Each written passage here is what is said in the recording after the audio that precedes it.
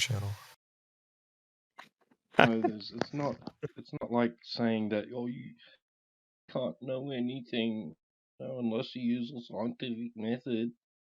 I would agree to that, but it's a category, right? It's got to be in the right context.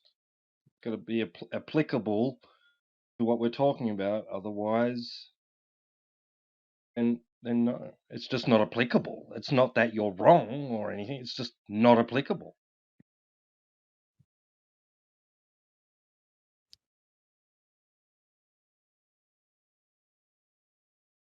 To what? To science, you mean, or to knowledge, or? Saying it depends what you're trying to say. Like, depends what you're trying to find out. Whether or not the scientific method is applicable or not. He doesn't want to say nothing at all. Nothing?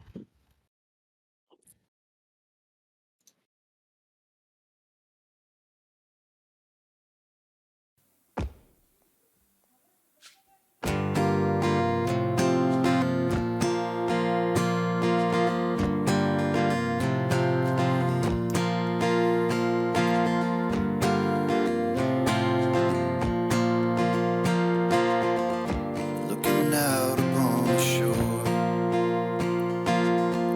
I found balance and so much more.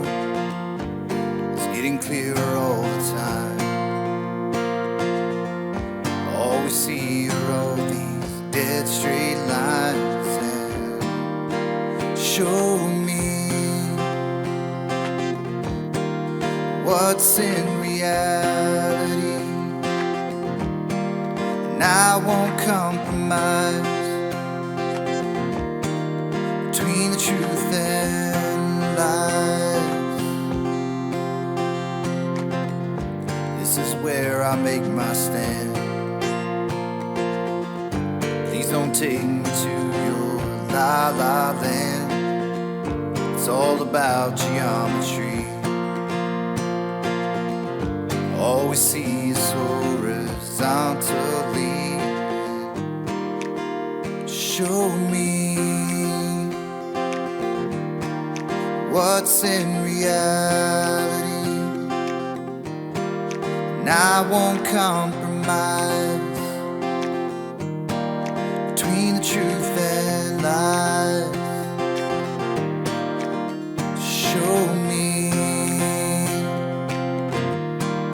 what's in reality, and I won't compromise between the truth and lies. Reality is all I see. I don't need your fantasy. I've had enough of sophistry. I'll find my own philosophy. Reality is all I see. I don't need your fantasy. I've had enough of sophistry. I'll find my own philosophy, and you can't bend reality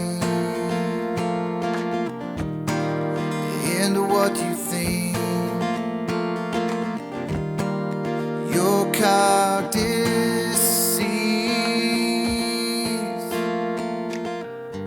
Something's happening to me.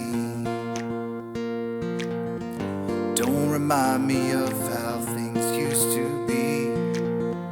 We don't need no sycophants. Aren't we all just so sick of that?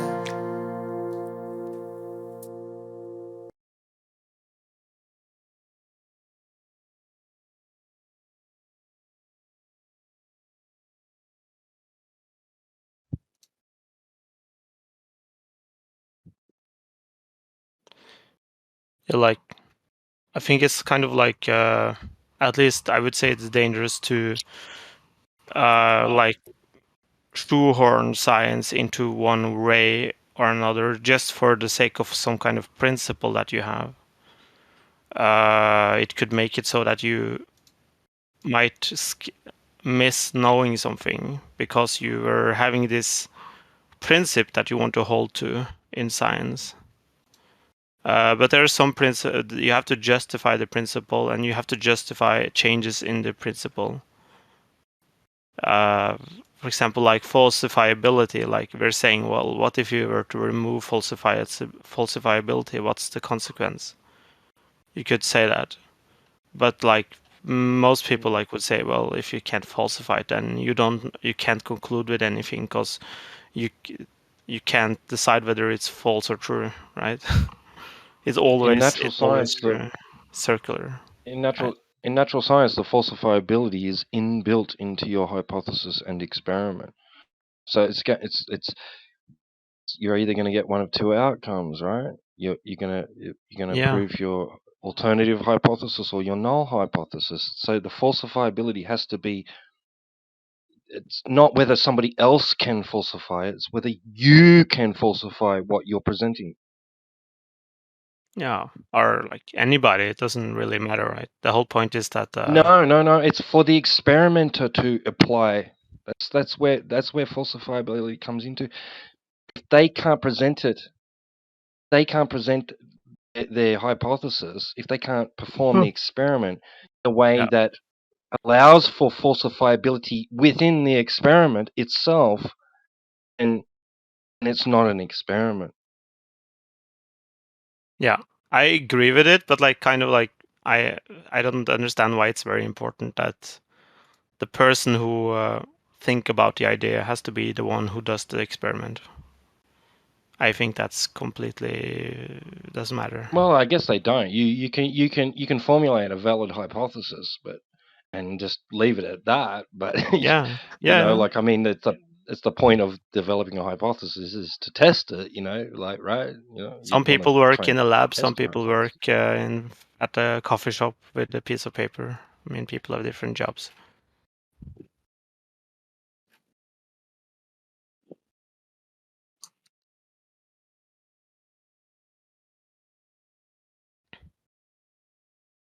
But like, sure. You can do that. You can develop a hypothesis and let someone else test it.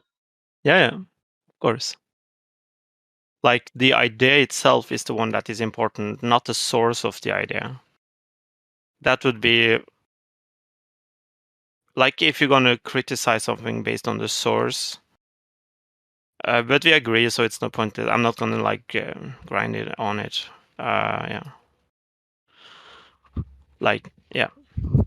But like the point here was that what it said here in the text I linked, that you don't have like a unifying concept of what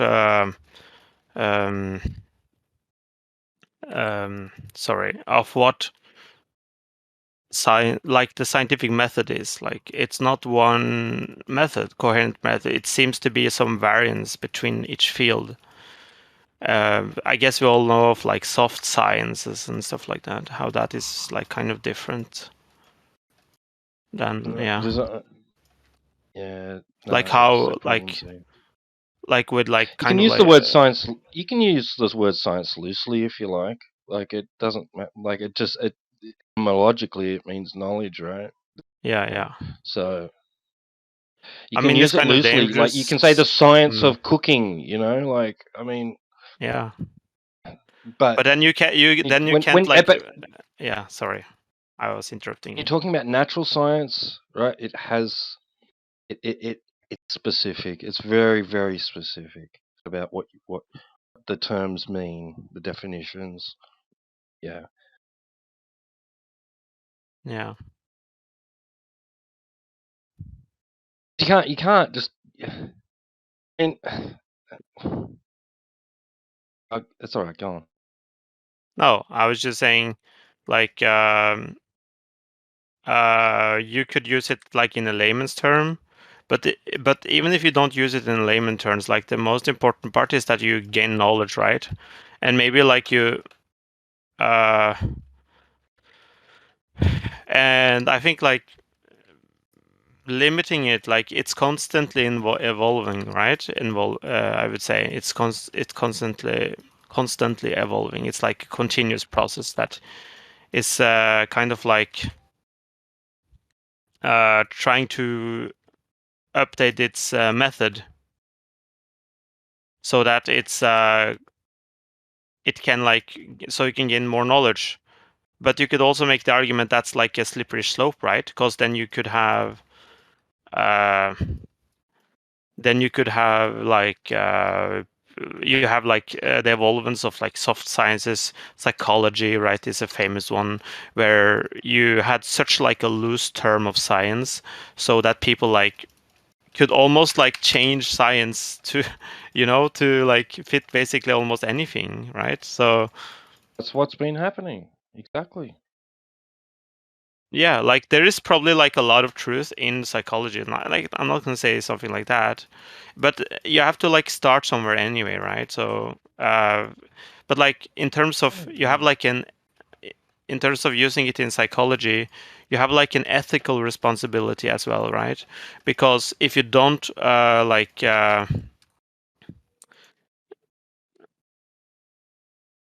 if you don't try to solve it, right, you're going to have people get sick.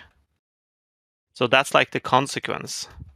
Like in medicine, like if you're going to say, well, it's not like fully within like the scientific method, therefore I'm not going to research this idea on like some cancer treatment.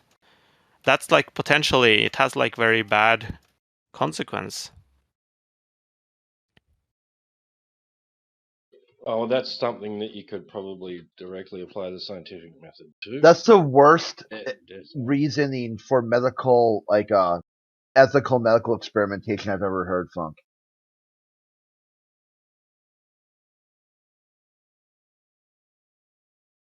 No, I'm saying like the reason for not like for just like sitting still in the boat and watch people die because you're not sure, right? I think we do that like somewhat in cancer treatment, right? We allow for like worse, how should I say? We allow for more like high risk sort of, right? You allow for like more like drastic tests, stuff like that, because they're already going to die, right?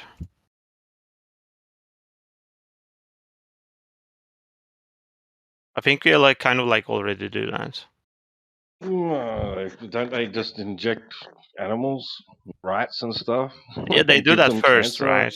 But stuff they would give to cancer patients, they wouldn't give to like normal people because like you could potentially kill people. But if you're going to like people who are like terminally ill, they're gonna die anyway, right? So like it sounds kind of like morbid, but like yeah, what you gonna do, right? They're going to die anyway.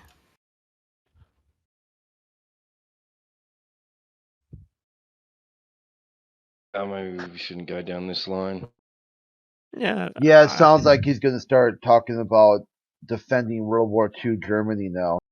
Nothing new under the No, sun. I'm not gonna do that. Calm down. Like I'm not like some can proponent. experiment on people. I haven't made a position either way, right? I just talking about it, right? I'm not gonna say it's wrong or it's right. I'm just saying the question is out there. If we don't want to talk about it, that's a different thing. But yeah.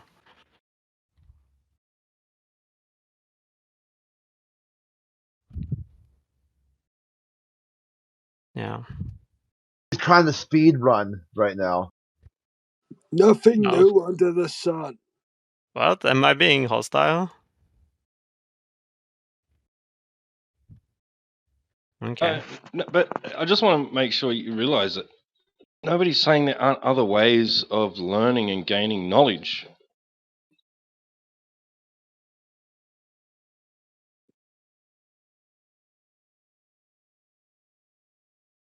There are other methods by which we can learn things, understand things, gain knowledge about certain things, even just through observation. You can observe the behavior of animals and record it, and you've learned something. Yeah. You know, like, I mean, it doesn't mean it's scientific. What you've done is scientific. It just means you made an observation, and, you know, it seems to be the case most of the time that, you know, this certain creature will do this in this certain situation. That's just the way it is. Yeah. Yeah, but like if you learn something, right, I would call it science. I would say that's science if you learn something. But like if you don't want to call it science, like, I don't know. That's what oh, sorry. Yeah. I was just going to say, you could call it a science of sorts. I mean, like you know, like you said earlier, like if you're using it colloquially, you know. Yeah. I mean, that's why it's the kind of like, that's why it's hard, right? If you make like this hard distinction, then you can kind of like dismiss it just because it's not following some rigid principle that you made, right?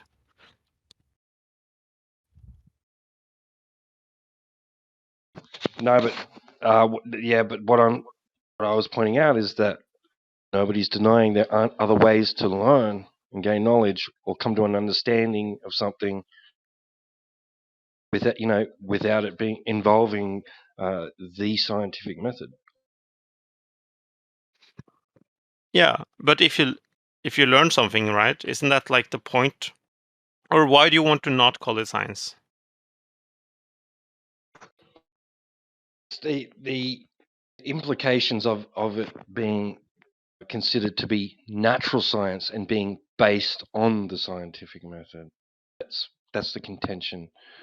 Yeah. That it because that literally is the definition of pseudoscience, right? I mean, I'm not 100% sure what is the definition of pseudoscience? Everything that's not science? A collection of practices or beliefs mistakenly regarded as being based on the scientific method. Yeah, yeah. So there is, if I recall correctly. Yeah. So like it's something that you call it science, but it's not science. That's like sound like to me like a self-fulfilling prophecy. Like you decide what is science and not, and then you kind of like. Yeah, Fight the Flat Earth said, if you have proof, then you have pseudoscience, right? Yeah, it's kind of true. If you're being very strict about it, yeah, I would say so. Like, as Sorry, you Yui, don't go have ahead. proof, right? Is that what you meant, or? No, No, that's I have crazy. some I mean, like, proofs. that's crazy. It depends whether you're claiming that your proof was based on the scientific method. Proof? It wasn't. Yeah. Tell me about scientific proof, Bev. Yeah. What, the scientific proof by laying up a hypothesis? Yeah, can you give me an example of what's been scientifically proven in your mind? That the pressure within water lies on a horizontal plane. Equal pressure state. Pressure state? Mm-hmm. What's that? What's pressure state? What's pressure state? Yes. I don't think you should be doing much about science if you don't know what a pressure state is. What is pressure state? I never heard that word before.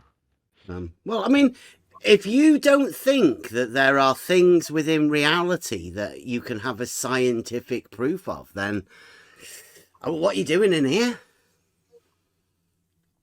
You should be in a fantasy land somewhere, telling stories. Oh, wait a minute, you are just telling stories to people, aren't you? Was that your answer to what pressure state is? Stories can be true, Bev. Yeah. Based off a true story. But when when you're forced into saying that there is no proof in science because some YouTubers told you. Have you ever actually talked to a scientist to hear what a scientist says about what Fight the Flat Earth says? Only one of us is a failed YouTuber here, Bev, and it's not me. Have you got a YouTube channel? No, I well, there you go then. I'm not failed. Failed at YouTubing. Obviously, you have no YouTube channel. But you know why? You know why they're saying it's no proof in science? Because Fight the Flat Earth tells you that there has to be no proof in science. I don't know. Wait a minute. I do right? actually know this one because you have no argument. That's why. You guys, but actual science is different. You guys are just stuck to a false dichotomy. A dogmatic model that there can be no proof for. Because it's dogmatic. You heard about problems of inference? I've heard about your problems about not being able to have proof. The problem of inference is like a common, like it's common and it's like completely like there's nobody questioning it. Problem of inference. There's nobody questioning it. So is no, there's people questioning. There's a problem. It's not under. I said it's not under question. It's not that people haven't tried to question it. Like that's a different thing. Right? Problem in geometry is in question.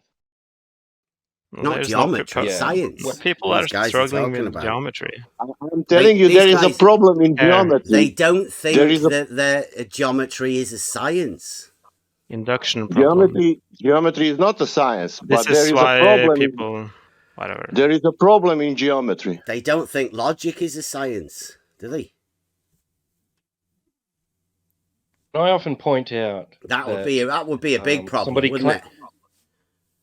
And I often point out that someone claiming to have scientific evidence of something is simply affirming the consequent, right? Point out how they're affirming the consequent. Like Bob. Turn around and they say... Well, sorry, you mean modus ponens? Let's say, what do you think? Yeah.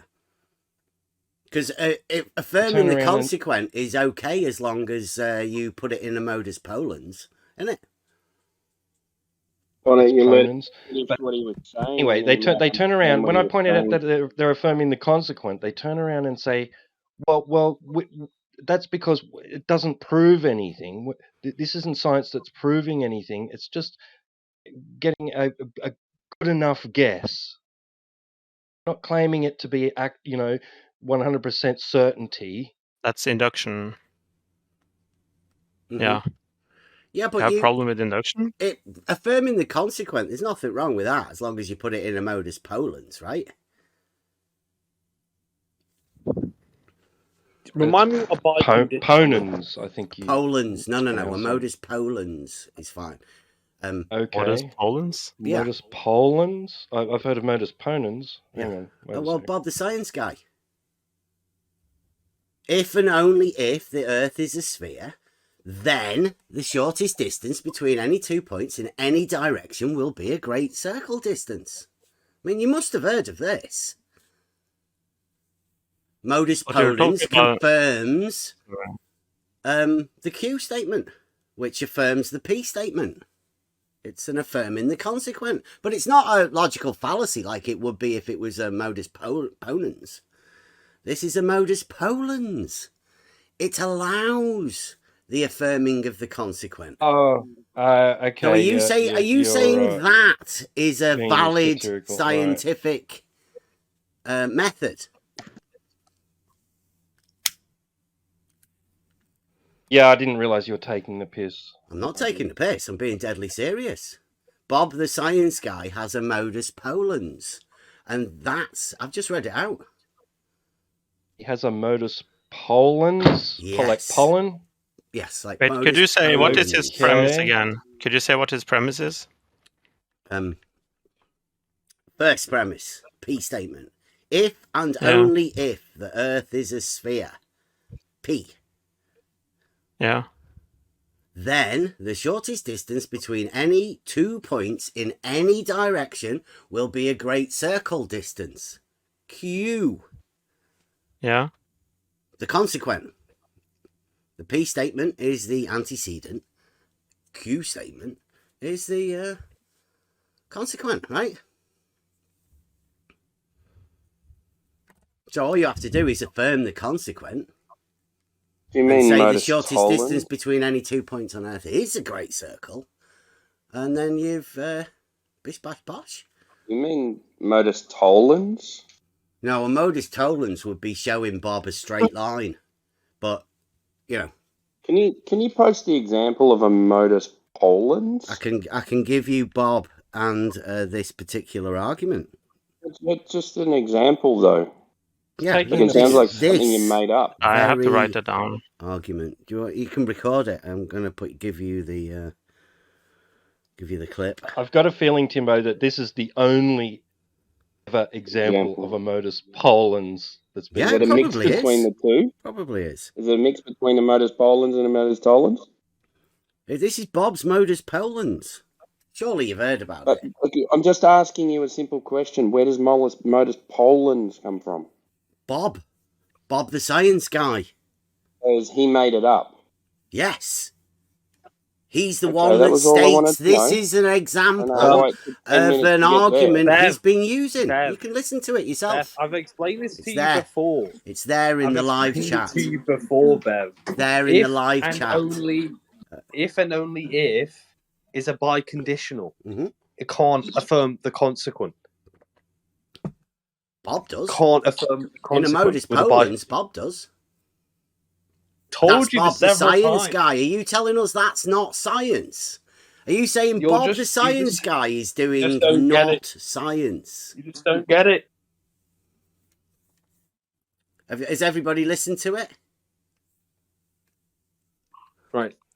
Go on, click the play button and listen to what Bob says. Let's go ahead and have a look at an example that I've been using a lot of lately. I'll explain it to Here's my argument. Yeah. If and only if the Earth is a sphere, P, the shortest distance between any 2 points in any direction will be a great circle distance. Yes, Q, the shortest distance between any 2 points on Earth is a great circle distance. Therefore, the Earth is a sphere. Are the same. This is an example of a modus tollens argument. Now, the flat Earth could use a modus tollens argument to disprove this by demonstrating that the shortest distance between any 2 points on the surface of the Earth is a straight line. In other words, a non-great circle distance. So, their work is cut out for them. This is Bob the Science Guy signing out from Northern Michigan. Thank you again for stopping by my channel. I really appreciate your support. I want to learn more. I read a little bit about Bob. Sorry. Did you hear it? Yeah, you gotta. You don't think you had enough time to actually listen to Bob's argument there? I don't know how I could phrase it. I'm gonna.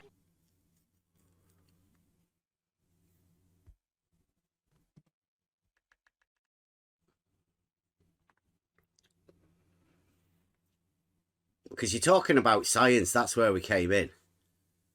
Proof within science. Now, Bob the science guy, obviously, he's a scientific man. And he has made a modus tollens. Are you going to say that's not science? It's not a proof.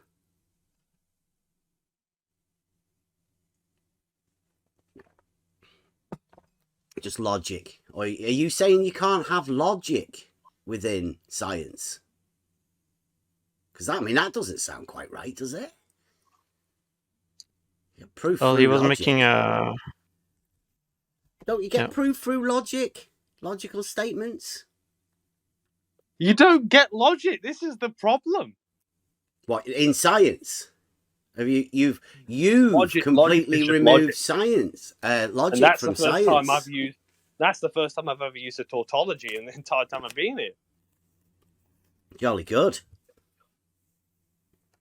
I'd say that level is a straight line on a horizontal plane. Bev, hello, Bev. Bev, are you aware that you're a little bit, you rise above the rest? No. Just a normal dude trying to speak some sense to people, but it doesn't seem like... No, I don't think anybody who's ever been into flat earth thinks you're a normal dude. logic from science. No. To be quite honest with you, Bev, I don't really think a lot of normal people think of you as a normal guy. I think if you ask any flat earth, Normal people don't know me. Be honest. But you A think lot of us might think be some of you normal as like a people high within this tier arena. motherfucker. No, no, hell no. So, are you talking about the people in this arena or about normal? But I would say to you this, Bev. There's a lot of people that look to you. You know that as well as I do. There's a lot of motherfuckers that look to you. You're like, dude, you got your own block. You got your own fucking You're making me square. cringe. What do you Just be quiet. What do you mean? Mm-hmm. Well, okay. I'll challenge any motherfucker who wants to ask Bev about any sort of geometrical problem. He's gonna embarrass you every different way. You missed him Because he's not yesterday, only trying to capable, tell it's us because about he how can. you missed it yesterday, where he flopped I flopped missed it against Manufactotum, years against. ago. I always see the other guy. There was a South African guy. It's very fun to watch, and Peter even. Yeah, you just don't. You haven't seen enough, you know. Well, Yeah, no. don't worry, I it'll will be coming say out, this you'll be to able to this watch day it. because I know who Bev is. No, relax. I'll say this to this day because I know who Bev is. He's one of these guys who's completely aware of what's happening, and I think he just what wants. else? What He else wants is to be famous. He wants to be a famous flat earther, so he made his own brand, right? I'm not a flat earther. And then he did. No, There you Bev. go, No, Bev. I've tried to talk Bev into flat Earth for like years. He'll tell you he's not a flat earther. Are you Bev, kidding am me? I lying to you? You're not a flat earther. He's a flat Earth recruitment officer. What are you talking about? He only has There's a an qualm entire episode of him flat. trying to recruit me. Maybe. He just has a qualm with the word flat. Okay. I will give Bevan this. Bev stands his own. He stands in his own lane. I've tried to talk him into shit for so long. I don't think Doesn't you get work, it. brother. I don't think you get it. He just has a semantic. Well, you know what I get is that I've got. It's just a semantics. No, I real used to think that. No. Trust me. I used to think Bev was this all sort and that and the other. But having talked with the guy, I think he's actually in his own lane in so many different ways that it's actually. Can you name what way? It's kind of how about you discover? How about you find out? How about you learn? I'll take that as a no. It's just advanced simplicity, mate. I'll take that as you're just ignorant. You have never talked with the guy. I'm ignorant. He's got the hatred. Listen. You have never talked. Listen, in my flat Earth experience, hold on, Bev. Hold on, one sec, dude. I've talked with a lot of. No, I've talked with a lot of motherfuckers. I've never talked to a lot of people like Bev. Okay. Do you want to kiss him? That's the goddamn. I've talked with a lot of stupid motherfuckers. How about you talk with them? How about you flex your shit? How about you try it? How about let me see how that works? I keep on telling him. I keep on telling him what biconditional is, but he doesn't get it. No, I've no. Listen, you can say I sound drunk. Bev would even sound. Bev would even say I sound drunk. But I'll tell you this. There's not really a lot of people who can actually listen. Shut the fuck up. You normally There's not a lot of drunk, people who that's can the talk reason with you on for this level. No, he's drunk. I know him from before. A lot of people do a lot Well, of drinking Bev, a lot of within this people arena. call you a flat earther, bro. Yeah, but what it's do you like want me to rambling, say? like I'm trying to doing help drunk you rambling. out. Yeah, dude. You've been Well, around I don't here really in think a a lot of long people give time, you right? respect. And you've been trying to do. I don't know what you were trying to do. I still don't know what you're trying to do at the minute. Who are you talking to? Because the other day he was in here. A lot of flat earthers don't know what you're fucking trying to he's do, probably Bev. forgotten Hey, about it. hello, wake up. Remember this? Remember when we all sort of reminisced on the occasion that we don't know what the fuck you're about, Bev. What the fuck is this? So don't try to He's a act all drunk guy. flexing. Were you just this is a perfect. This is the perfect. Okay, the problem with drinking. Bev can only be a liar. You're such a now dude. he's a liar. You're such a You were hater. supporting You know him. what? We've already. Yeah. You act like we haven't talked with them for years. Okay, forget all the shit we did. Yeah, never happened. You guys are such cowards because you act like we've never talked with Bev before. And shame on every you stupid motherfuckers. All you, which is the new one. Okay, so Funk, you were saying? Thank you. I don't remember. I haven't talked for like I don't remember what When we we're get talking back about. to the science and the fact that you guys say there's no logic in science anymore. Why did you remove logic? Let's go into how affirming the consequent is valid in a biconditional. How about that? In modus ponens. It's Bob. You should be having a word with Bob. You still don't get it. Who doesn't get it? I don't know. Like, what do you think is affirming the consequent as in a fallacy affirming the consequent? This is not a modus ponens. This is a modus polens. It makes affirming the consequent is fine within a modus polens. It's fine within a biconditional. Fine within a biconditional. But he said modens. That wouldn't be logic, would it? Right? That what Bob does wouldn't be logic, would it? Because were it to be logic, then that would be a proof, wouldn't it? And you can't have proof in science, can you? But I think the question should be asked here, right? Is it true that the only shape... Got himself caught in a bit of a quandary, I call it. Yeah, is it true that you can only have like a great circle is the only shape that could, where great circle is the shortest distance, is a sphere, surface of a sphere? That's what Bob says. That's what Bob's says. I think it's true as well, but yeah. Yeah, you think it's a condition of the Earth being a sphere? That the shortest distance. No, I think regardless of whatever, circle system. regardless of what shape the Earth is, that's true. What, the shortest distance has to be a great circle? No, on the surface of a sphere. A great circle is the shortest distance on a sphere and only on a sphere. There's no other shape. This doesn't say that, right? You've got to be careful. Look at the words. No, then the shortest distance between any 2 points in any direction. On a sphere. No. Then the shortest distance between any 2 points in any direction will be a great circle distance. Bob the science guy. If and only if a sphere is Earth is a sphere. Yep. If and only if the Earth is a sphere, the shortest distance within 2 points. Yeah. So that's only a sphere, no other shape. Yeah, right? but Bob says at the end of that, I don't know whether you heard it, you could provide a modus tollens for his modus polens and show him a straight line. So you agree with the premise? Can you see what Nathan Oakley's setting up now? Yeah, I agree.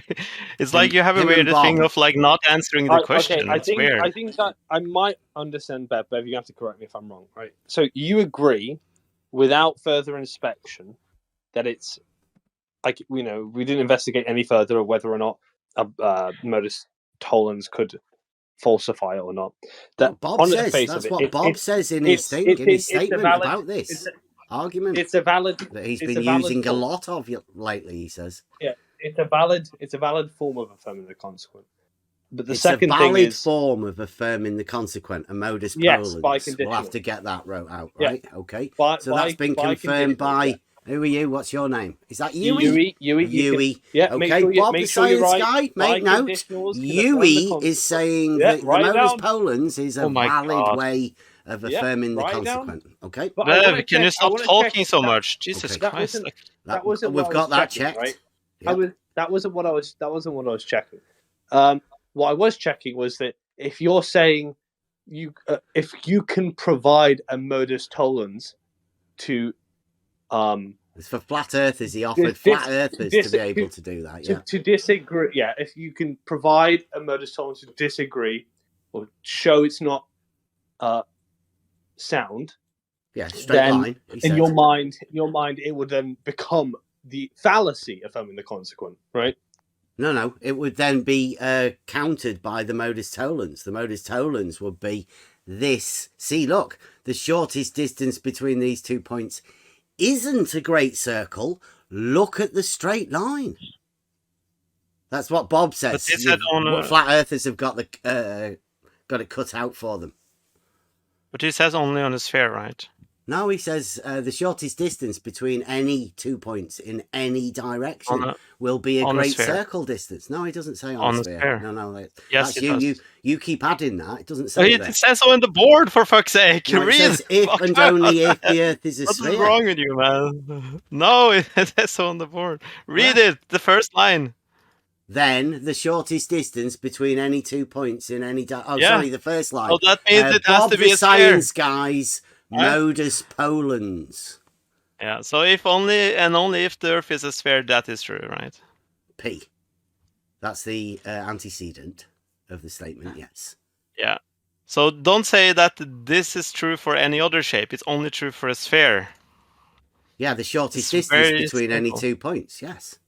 On the sphere, it's a great circle, right? For the in any direction. The shortest distance between any 2 points in any direction will be a great circle distance. It would only be true for the surface of a sphere, not a sphere. Oh, so vertical. Yeah, surface I don't understand. This is so simple. Like I have to repeat myself over and over again. Yeah, then it would be problematic. Yeah. Okay. What about horizontal? Would horizontal be okay? The shortest distance between 2 points? On a sphere? No, in reality. Yeah, on the surface of a sphere. Okay, so surfaces of spheres exist in reality. Yeah. Yeah, where's the horizontal on it? So would a horizontal distance be shorter than a great circle distance?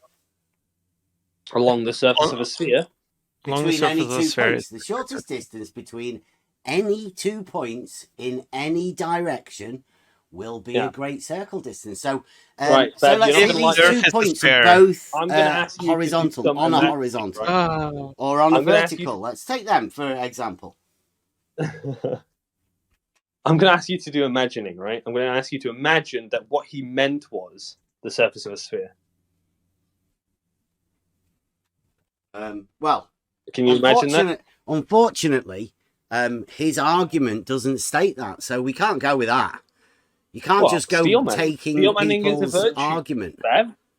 Steel manning is a virtue, you know? No. Like changing the words of the argument is changing the argument. Now, if you would like to take up the argument, and we'll ditch Bob's argument, because the further question is, right, let's take it that, like you say, it is a valid form of affirming the consequent, a modus pollens. If we accept that he's referring to... Okay, right, let's take that, yeah. Then, would this be classed as logic? Well, obviously, because you've said it's a valid form, right? So therefore, Bob the science guy has used a valid form of logic to prove the Earth is a sphere. Now, wouldn't that be Bob injecting proof into the science of Bob, using your valid form of affirming the consequent? Well, I don't know if I would call it a proof. See, like the implications start stacking up, don't they? I just think that you could do better at steel manning that argument. That's all. Yeah. Okay. Well, Bob. I mean, it says so in the board. Like, did you hear what Bob said? Okay. Did you hear what Bob said about the modus tollens? The only mistake I think he made there was that he could have just specified the surface of a sphere and not just said the whole sphere, because then people. But I don't think he anticipated Bob Bev, say right? then? The Bev reckoning, right? So the shortest distance between 2 points, right, is a straight line, isn't it? nobody. You're not making an argument against anybody here. Nobody disagree with you, but you're not thinking of the surface of the sphere. See, what we're doing here is we're talking about the proof within science statement said by Fight the Flat Earth, and you also earlier, right? You can't have you guys. That's what I'm saying. You guys can't have proof in science because Fight the Flat Earth said you can't. Or maybe it's dogma or whatever. The first premise is like... Doesn't matter, it's dogma. Now, are we going to say this is a proof? Yeah, this is like something used colloquially in science. I wouldn't call it a proof. So this, but people use the word proof all the time. No, you can't prove things in science because of like the we said earlier though, that geometry, right? You can prove stuff in maths. Yeah, but that is not in reality. That is in math. This is between 2 points. No, this is in geometry. It's based on axioms, right? But this is about the shortest distance between any 2 points in any direction. In geometry, in math, for fuck's sake. Look, oh my God. If and only if the Earth is a sphere, right? Is the Earth in geometry? Bev. Is the Earth in geometry? The Earth isn't in geometry. Okay, so we're not talking about geometry then. What the hell does that mean? Are we? We're talking about we could talk about reality, if you want to talk about proofs in geometry, right? Then you can talk about mathematical proofs, and then you can also say we can assume that what is described in math is the same in science. That's the inference, right? Like that actually a geometrical sphere in math is the same, is describing a geometrical shape in reality. That's inference. Has anyone seen so you Bob you can't prove that, Bev. You can't prove that. It's not a proof then. Bob's modus polens is not a proof. It's not a proof. No. We're going back around in circle. No. Does it make you question the shortest distance between 2 points? No. No. No, inference... because we know that in reality... Inference is strong evidence. We know that in reality... induction is strong evidence. Between 2 points is a straight line, isn't it? Not on the surface of a sphere, no. But in reality... The reality surface of a sphere is also reality. Yeah. And the shortest distance between those 2 points would still be a straight line. No, not on the surface. Then you're going through the surface. Mm-hmm. Yeah.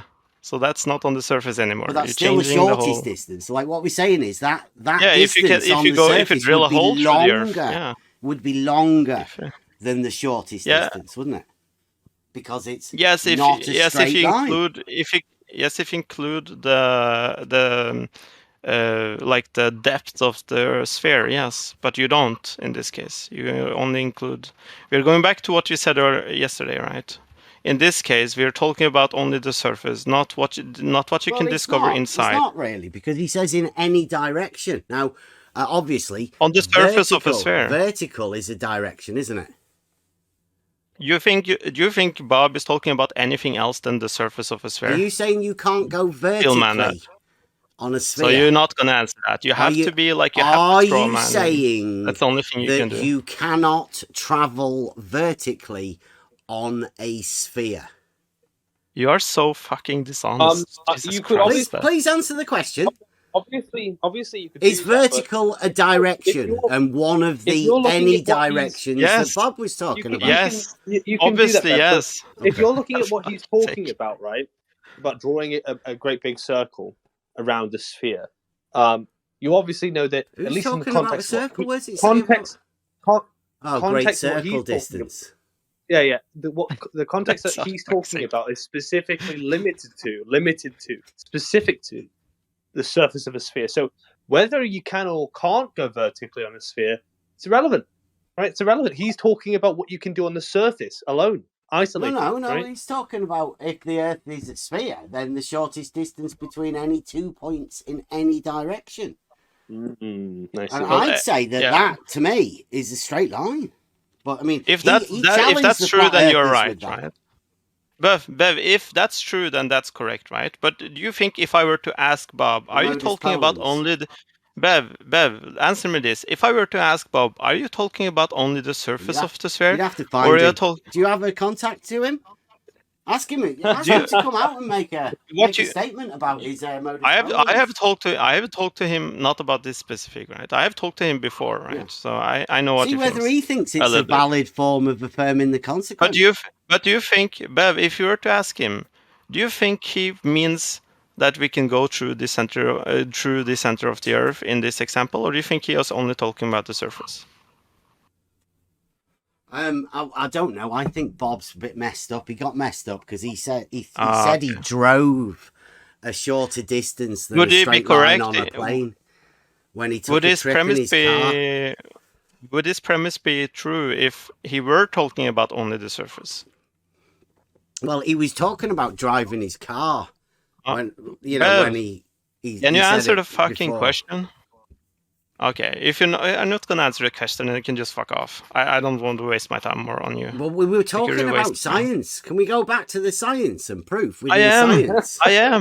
I am, but we can't discuss if your whole argument is based on a straw man. Or is it not a proof? That's the question, right? This is a logical statement. Your whole argument is based on a straw man. Your whole argument is based on a straw man. What's the point? No, it's based on your straw man. There's pointless. I mean, okay, he might not have kept an eye on his P and Q. He might not have minded them, like Emma told everyone. I just sound like an angry old man. What's the point? The issue here isn't that he minded where he did what his P's and Q's structurally. I think the issue is just how he phrased the P's and Q's. Right? That's all the only issue, I think. But you said it was a way of validating affirming the consequent. I think, Bev, and this is where I think steel manning is a virtue, is that I could read that and easily interpret what he's obviously trying to say, right? And I know you can as well.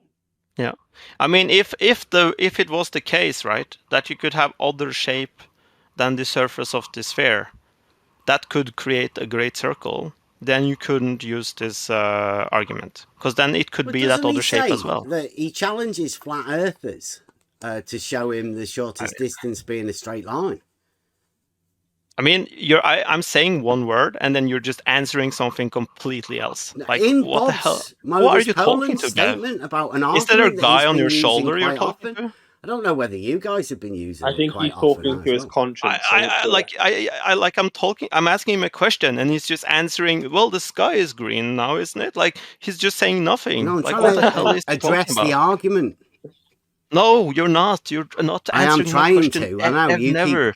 Okay, Bev, I'm gonna ask you a question. If the surface, if he was actually talking about only the surface of a sphere, would his premise be true?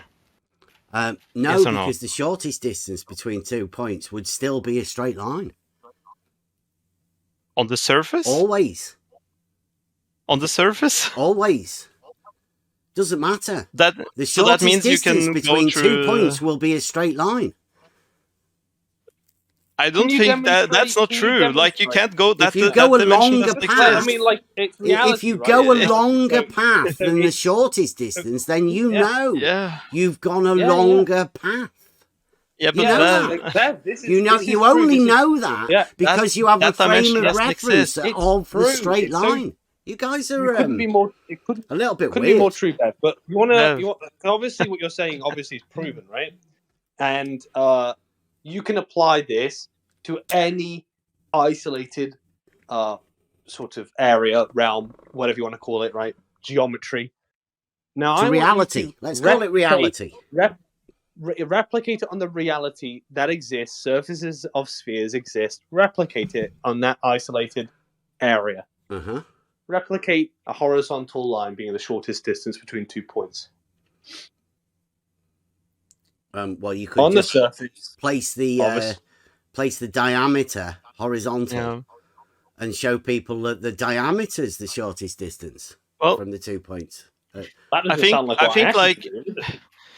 the problem here is like you can't separate your brain from like 3-dimensional world, right? You can't think in math. This is definitely in the three-dimensional world, right? The Ben, straight line. Yeah, that's the only thing you can think the about. axis But of think this about geometric system that you've referenced Bev, everything if you can't apply it, Bev, but Bev, if you can't apply it to what I'm talking about, then what I'm talking about actually has transcended, gone outside of the scope of your brain, right? Because you can't think outside of. Could you orientate the diameter exactly vertically as well? Yeah, like you're, yeah, like realize, Bev, like we could, like you can make. What I think in math when I'm talking about this. So that's when I'm thinking about like the surface of a sphere. I'm thinking a mathematical representation of that. It's 2-dimensional. It's not 3-dimensional, right? In math, you can also create 4 and 5. In reality, where it is 3-dimensional. Yeah, there you go. That's where your problem is. You can't. You don't know how math works. Points in reality being a straight line. I think the surface of a sphere exists in reality. I don't know about you. Yeah, the surface of a sphere is a reality. But and if you're going to like, let's say you're going to make a like a Google Maps where you're going to transfer. Like I'm going to drive from A to B. You're not going to make a straight line through the Earth, right? That's the crow flies. Have you ever heard of that on maps? Right. That's a straight line, isn't it? Right. Bev? That's the shortest distance between those 2 points, right? As the crow flies. Okay, he can't, like his brain is like, I don't understand what this how to say. The issue is, right? Sounds emotional. This is where the flaw in logic, right? The flaw in logic is if you can't describe the area of a sphere alone, isolated, which exists in reality, then you're going your usefulness has ended before that point. And at that point, anything that happens after that point, we can leave Bev behind because he's not useful anymore. Euclid, leave him behind, not useful. That logic is done there, not valid, right? Yeah, it doesn't work. Yeah. Just get take logic out of science. Yeah, bye, Bev. Tell people there's no proof in science. Fight the flat we can't use you, right? You're not useful. You're just not useful, Bev. How can I make? I can't make. Jaren agrees with him as well. Yeah, I can't make like a system or like a navigation system on the surface of the Earth because if I'm going to use Bev's logic, Cartesian coordinate systems. Logic, it's outside of the if I use logic, right, I have to drill a hole through the Earth with my car. It's useless. Yeah, it's useless. I can't use your logic, right? It's waste of time. Are you two guys okay? Are you going to be all right? Yeah, we are okay. I mean, it is just a straight line. I work with this for a living, right? Bob, the science guy, made about the shortest distance between any 2 points in any direction. Yeah. I mean, the fact that you have to, like, you can't even say the word is kind of telling. Like, you can't hypothesize it even. Like, even uttering the word, it's kind of like making it real to you. So you can't even say it. Is horizontal a direction? It's insane, Bev. Is horizontal a direction? You're not answering the question, Bev. Is vertical like, you're never responding to anything I say, Bev. You just say... Bev, we're just ascertaining these any points in any direction. And how is that an answer to what there's some animals that will understand some geometry, and they're like, you have like a crow can understand some geometry, basic geometry, but then anything outside of a certain scope, like the crow is useless. It can't actually do anything with that geometry. It's like gobbledygook to the crow, right? That's Bev, right? There's geometry outside of his scope, and outside of his scope, he is useless, right? He is the crow that can't deal with those shapes, right? Or those features, right? Yeah. Logic. It's kind of interesting how these critical thinkers, supposedly, who like to pick apart arguments from both sides of the fence, cannot read what's put in front of them.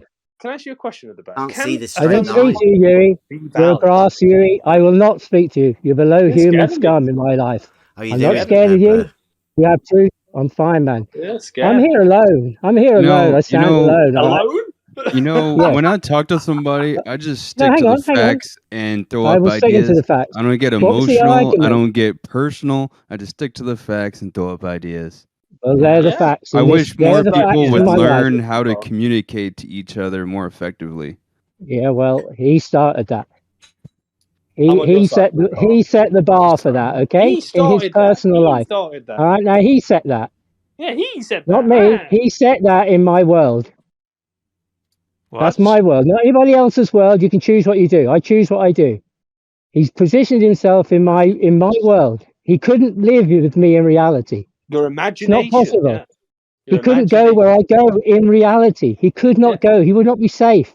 Imagination. All right? He wouldn't. That's my reality. Let's get back to the argument. The bear's Now you pick. How long have you guys been dating? You can pick over the argument, okay? But you can't read what's in front of your face. You talk about semantics, but you want to add words into this argument, Bob's argument, to suit your argument. Surface, all that stuff. Come on. You talk about semantics. What's written there? What is it actually? You're just looking for semantical arguments to try and get out and put your model into the story. Go and read what was presented to you, Bob's Modus Polus. Go and read it. Don't add words. Clearly. Any direction. Clearly. Not a thing about surface. Clearly. Well, that's called steel manning, right? Steel manning is a virtue. It's a very good thing, right? We asked Bev to do that earlier. He can't. It's a little trick, steel manning, that they got to play with the flat earthers. No, I can still where you imagine a better argument than they can present because they can't present arguments themselves. Bob told you how to falsify it. Bob said, just bring a straight line. To a surface of a sphere? He said a straight line. Yeah, to a surface of a sphere. Yeah. Straight lines on there's no surface of the sphere mentioned, is there? In the argument. Well, I mean, no surface. You talk about semantics, you can't read the argument. And you sit there thinking you're something big, but read it. Yeah, but I asked earlier, right? If it's a scientific experiment, then you might need to look at it closely. Don't put in what it doesn't say.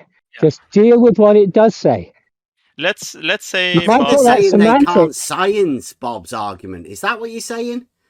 Like there's no way you could possibly validate it. You just sort of say it. You affirm the consequent as a valid form of argument, but you don't actually have to science it. If it's the case that his argument is verbatim and not to be interpreted in the best possible light, when I think it's quite clear what he's trying to say, then yes, setting up Nathan Oakley. It would be invalid, right? But Nathan Oakley. If I can use Nathan Oakley, a valid argument. Nathan Oakley is saying that he can measure the Earth flat. I'm just pointing out to everybody. You're going to let this guy, this sophist, just talk all over this. If I use logic, I can clearly see that guy what meant in that syllogism. Yeah, don't let this segregation. Yeah, that guy in segregation. He said it was a valid argument a little while ago. And they move forward. Yeah, that's a valid argument. Biconditional is a valid form of a valid argument. Well, then read the words. Yeah. Right. Take it apart. Do you know what a biconditional is? Okay. You set up a false dichotomy. No. No, I'm going to tell you. I'm going to expose. I'm going to expose a massive trick here that Bob the Science Guy and Nathan Oakley are in cahoots. Protecting Earth. They're working together.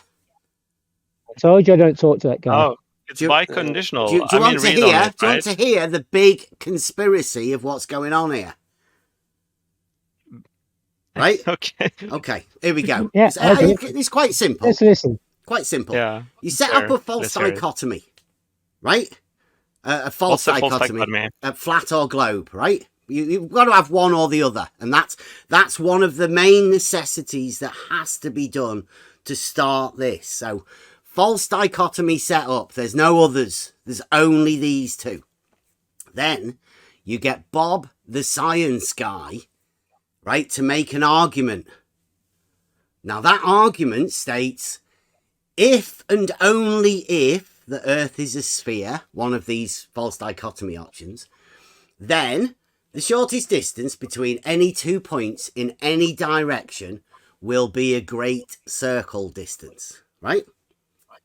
That he makes that argument. He then affirms the consequent, or what looks like affirming the consequent, but like as Yui said here, This is just modus ponens. It's a way of validating affirming the consequent, right? It's a logical biconditional. Okay, right. Yeah, a biconditional. Then what you do is you get Nathan Oakley to make a ridiculous statement about the Earth being measured flat, right? But really what's going on is Nathan Oakley just has to show a straight line being the shortest distance between 2 points, like a meter or something like that, right? So therefore, he invalidates the Earth being a sphere, one of the false dichotomy options, and therefore Nathan Oakley can say quite proudly he measured the Earth flat by just measuring a straight line. Yeah, I think genius. If I was verbatim, right? Because they'll never see it coming. Everyone thinks it's a fucking ridiculous statement for Nathan Oakley to say the Earth's measured flat. Yeah, I think verbatim. Wait until they unleash this. Verbatim non sequitur. I would call it a non sequitur. It obviously follows a valid form because it's a biconditional. And lastly, Nathan Oakley, if he wanted to show a straight line on the surface of a sphere along the surface of a sphere, line. He is absolutely. What you keep missing here is Bob's modus ponens and all of the words that Bob puts into it. He's set up Nathan Oakley with this brilliant shortest distance. Nathan Oakley is the two. You can go. He's working with Bob, obviously. Yeah. I mean, you guys have been setting up the false dichotomy for years. 2 p.m. UK, FSD. What is this going on? He's coming. I posted like Nathan Oakley's coming. You could set up Nathan Oakley further and say, "Look, I'll go and tell him. I'll go and tell him he's genius." No, You could set up the horizontal line to say it should be, I don't know, a few kilometers across, and if he can establish along the surface of the Earth a straight line, a few kilometers across, I don't know how far exactly, maybe 20 kilometers or something along those lines. Yeah, you can set him up and see if he can give it a go. Yeah, quite happy for that. Oakley will be here this week, probably. You know, he's discussing it with QE. He's on his way. He's coming to 24/7. That's 24/7. I don't think it's this place. He's the regional sales manager. This whole platform nonsense is garbage anyway, isn't it? Yeah. I mean, if you're just gonna... He's got to tell his sales team what to say. Yeah, like, I posted, Just say the Earth's measured flat. Don't explain it. Just say it. False dichotomy, number one. Instruction. You've got to have the false dichotomy. You don't have the false dichotomy, this play doesn't work. Yeah. What's the false dichotomy? Yeah. That If you don't get your sales numbers this month, you're out. No commission this month. Bob's falling on the sword for the Globe and giving Nathan Oakley Who do a win for give money to? Right, you can get it back at some point. Quantum Eraser, or is it Nathan Oakley I give money to? You can get it back with elevation changes, don't worry. Not going to be long left. But he's only interested in the money. It's his life. It's his lifestyle. Without it, he hasn't got anything. He hasn't got a job. He hasn't got anything else to do. Who? This is it. Who? Oakley. This is what Oakley. Yeah. I know this is his. I get no. He not hearing me? lives off flat Earth. Yeah. Yeah. He's giving he's getting. getting. If you feel any consolation, Bev, I think you're the most entertaining of the flat Earth group. I'm not a flat earther, dude. Just go with logic. There you go. Go with reality. Like I He say, wants to I bring can see everybody the false dichotomy. else down, tell them not to go places. Yeah. I definitely hate Nathan Oakley. I think he's very And insufferable. and he has proof. He's horrible. He's got It's Bob the only working proof with I him. found in this journey.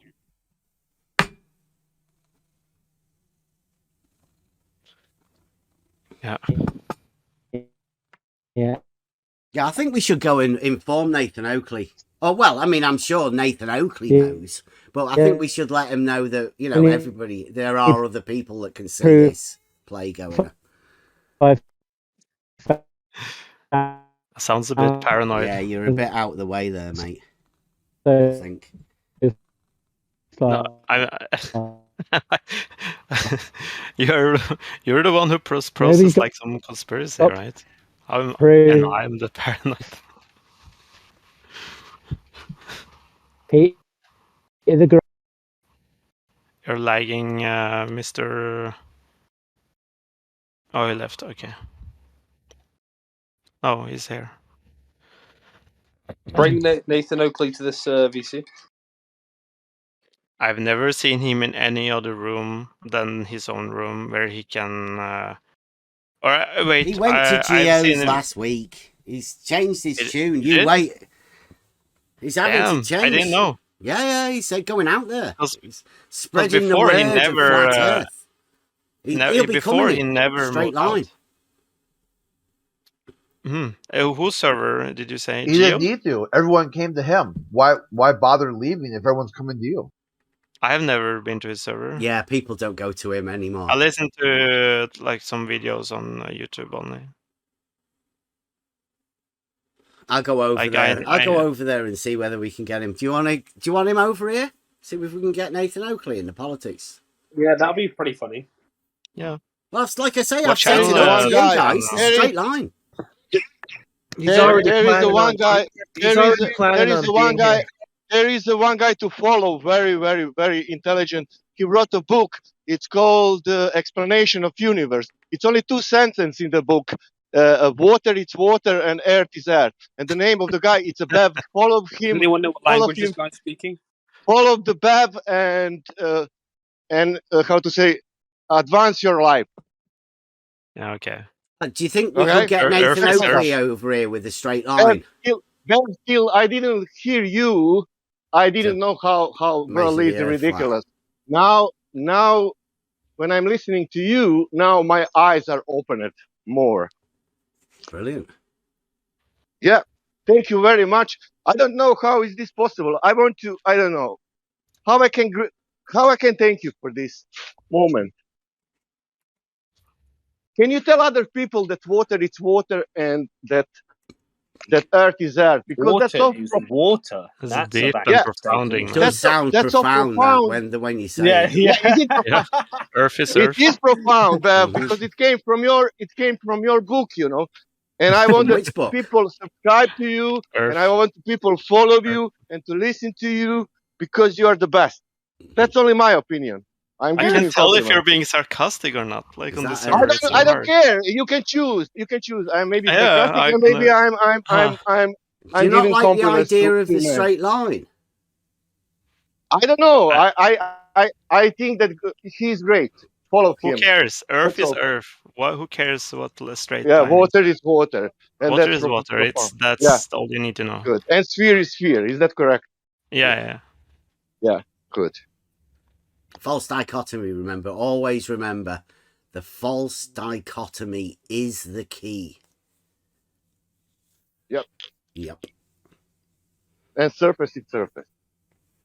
Without the false dichotomy, this just looks and philosophy ridiculous. And philosophy is philosophy. With the false dichotomy. And philosophy is philosophy. We learned today something. Oh yeah, but you were muted because you were lagging out. It was pretty bad. It was like we heard like a tenth of everything. Like Norman Collier. Not many people will recognise that.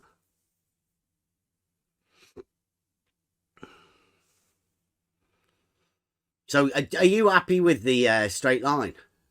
With providing Bob a modus Polens to falsify his... You mean Nathan Oakley? Well, no, Bob said like the modus tollens, he offered it to flat earthers. I feel like we are already discussed it. Mm-hmm. Yeah, but I've never heard anything about any of the flat earthers, whether they're actually going to take Bob up on his modus tollens. Or whether, they're just going to leave it to Nathan Oakley.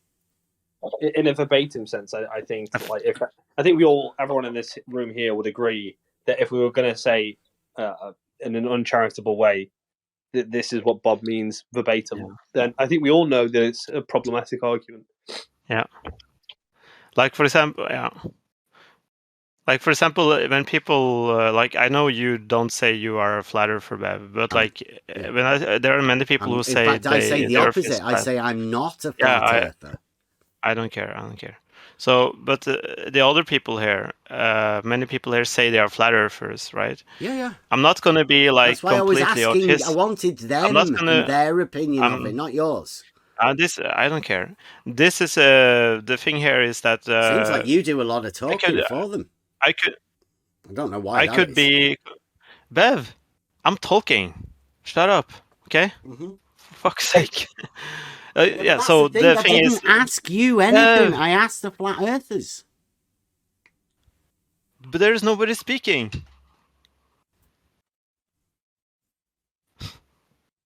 What do you think, flat earthers? Do you think you want to take up Bob? Whatever. No? All right. Yeah. That if I'm going to debate Nathan Oakley or Bob, fuck no. Yeah, you're going to take on Bob the Science Guy? Can you see that Nathan Oakley saying that the Earth's measured flat? He just has to show a straight line, doesn't he? Because he calls everything flat. He'd call a straight line flat. And he could say, I've measured that flat. That meter. And do you not think that would be a valid modus tollens to Bob the Science Guy's argument? As he says. Argument. You sound like a gnome. Is Bob the Science Guy, is that the same guy as Ruhif? No. They look the same. Yeah, they look alike. Wait, it's the same guy? But the guy you have it there. Wait.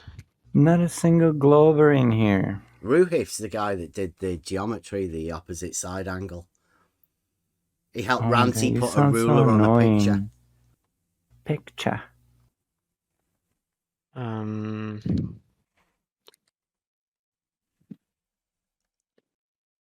Who's the peanut gallery? I don't know. I don't know who. Back to you, okay?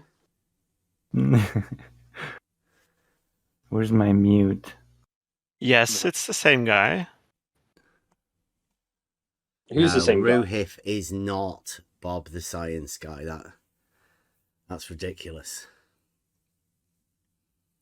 Ruhif lives in Australia, I think. And the Science Guy, as he says, is in Michigan.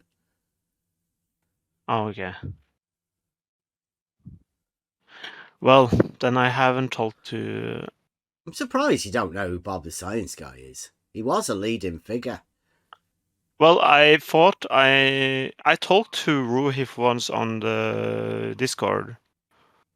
1 or 2 times. Bob the Science Guy obviously have a YouTube channel that is famous in the flat earth community. He used to go around to all of the channels and chat.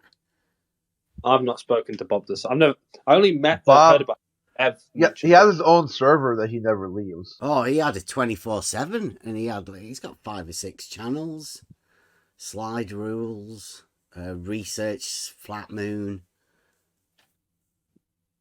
Bob the Science Guy, obviously the big one. It's got loads. He used to hang about with Sean Hawkins and Blue Marble Science.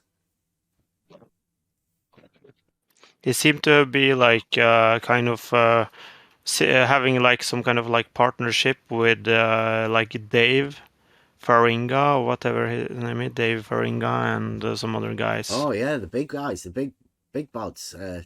Dan. He's pretty huge on the internet, yeah. 2.58 million. He has funny like how a the lot best, of... I say it's funny how the best they have to offer come over here and they don't know anyone. You say, have you heard of so-and-so? No. Don't know anybody. Never heard of most of the people. They've just been here a month or 2. They get sent from some cellar somewhere in New York, maybe. Go over there. Where the sophists live. They send them over here to support the flat Earth, and they're globers. Come over here in the flat Earth channel. They don't want to go anywhere else. For what? And they don't know anybody. Yeah. Like people find like niches that they want to discuss. False dichotomy. Just here for entertainment. False entertainment. That's all. Huh? Everything just here for entertainment. False dichotomy. I can't hear you because Bev is talking over you. Yeah, I keep saying about the false dichotomy. I'm just letting Airbear know that that's the piece he's missing. He's trying to get people about different sides, but it's really the same false dichotomy thing. As I said, because yesterday he came over here to kind of support the flat Earth, the globe guy, and then he ended up getting bailed out by a flat earther. He told him, yes, there are straight lines. Well, it doesn't matter. We're not allowed to talk about people here. You get kicked out. You can't talk about the people. Don't talk about the subject. Okay, but if I don't know what is that, you were doing it a little while ago, talking for the flat earthers. And then there's the flat earthers talking for the globers and bailing them out, saying, well, Bev's... Yikes, dude. Okay.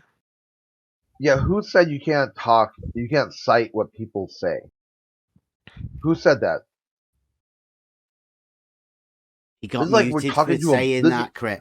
He did. He literally. Yeah, he's been muted for saying that. For talking about people. Talking about people. Yeah, no, talking. If somebody says, "Hey, Crit said X, Y, and Z," that's fine. If you go in there, Crit is whatever. You're like, start making claims about people. Like, if he doesn't even understand that much, if that's too far beyond his learning comprehension, then I don't know why the fuck you're even bothering. Did you hear Peter the other day? Yeah, I heard Peter. I was here for that. I tried to talk him down.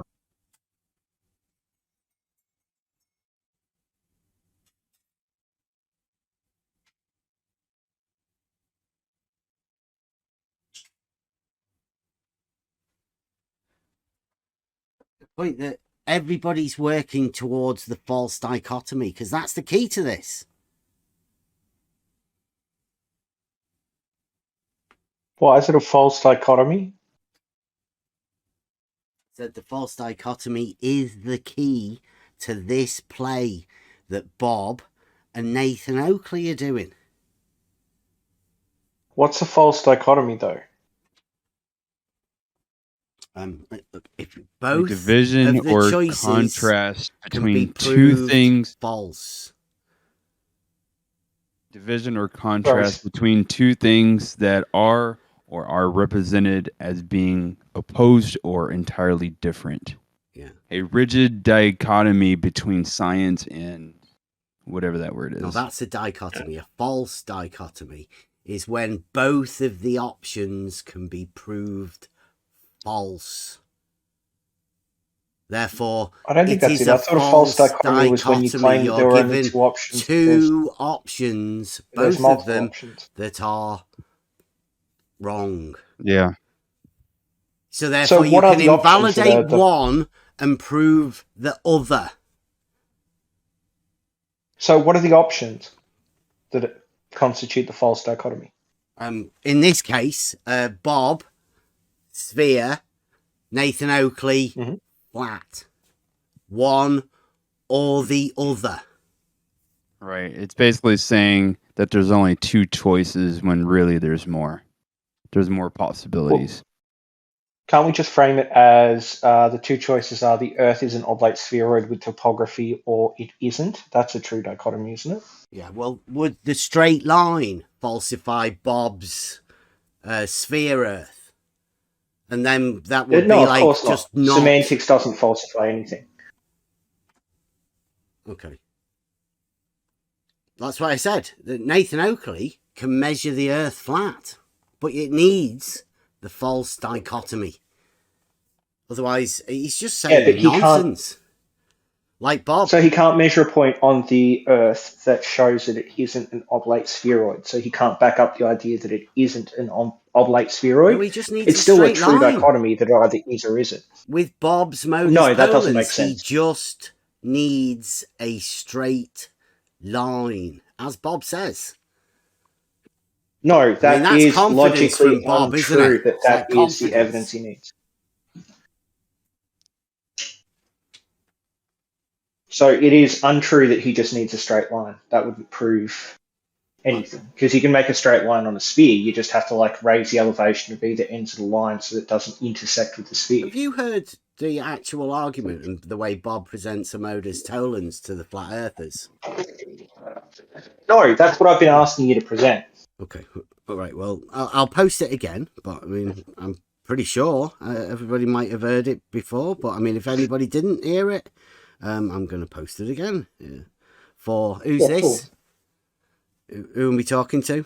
Who's requesting the? Dogs are gods. Dogs are gods. Is that like the dog star? Serious. No, it's an argument against religious people. The idea is that God exists because you have this feeling God exists, but you also get the same feeling from dogs. So by that, it logically follows that dogs would also be gods. I had it related to the Mormons and the dog star, and that's where the gods live. So, okay, here we go. There you go. That's a guy who hasn't been around for a while. Now. Yeah, I know. Dark Star. That guy used to be a... There you go. Just click on that. Have a listen. I've got to go and take the missus breakfast, so I'll be back in a second. Let's go ahead and have a look at an example that I've been using a lot of lately. Here's my argument. If and only if the Earth is a sphere, P, the shortest distance between any 2 points in any direction will be a great circle distance. Q, the shortest distance between any 2 points on Earth is a great circle distance. Therefore, the Earth is a sphere. This is an example of a modus tollens argument. Now, the flat Earth could use a modus tollens argument to disprove this by demonstrating that the shortest distance between any 2 points on the surface of the Earth is a straight line. In other words, a non-great circle distance. So, their work is cut out for them. This is Bob the Science Guy signing out from Northern Michigan. Thank you again for stopping by my channel. I really appreciate your support. Well, Bob's only just finished, hasn't he? It's quick of me, wasn't it? Yeah, dogs didn't watch it. Yeah, I watched it while I took it up.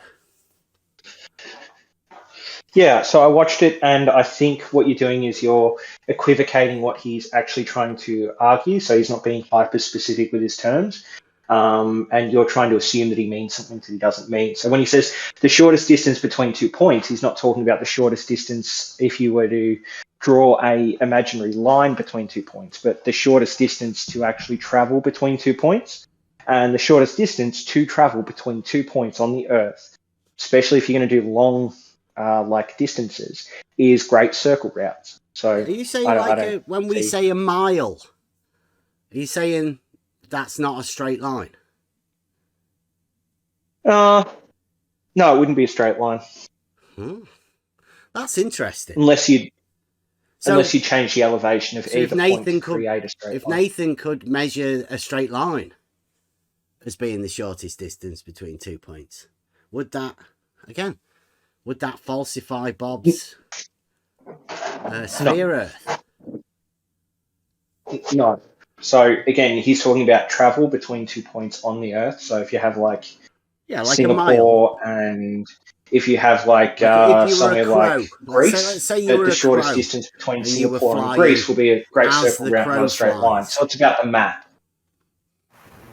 Yeah. So sorry, I didn't hear any of that. I said like a crow.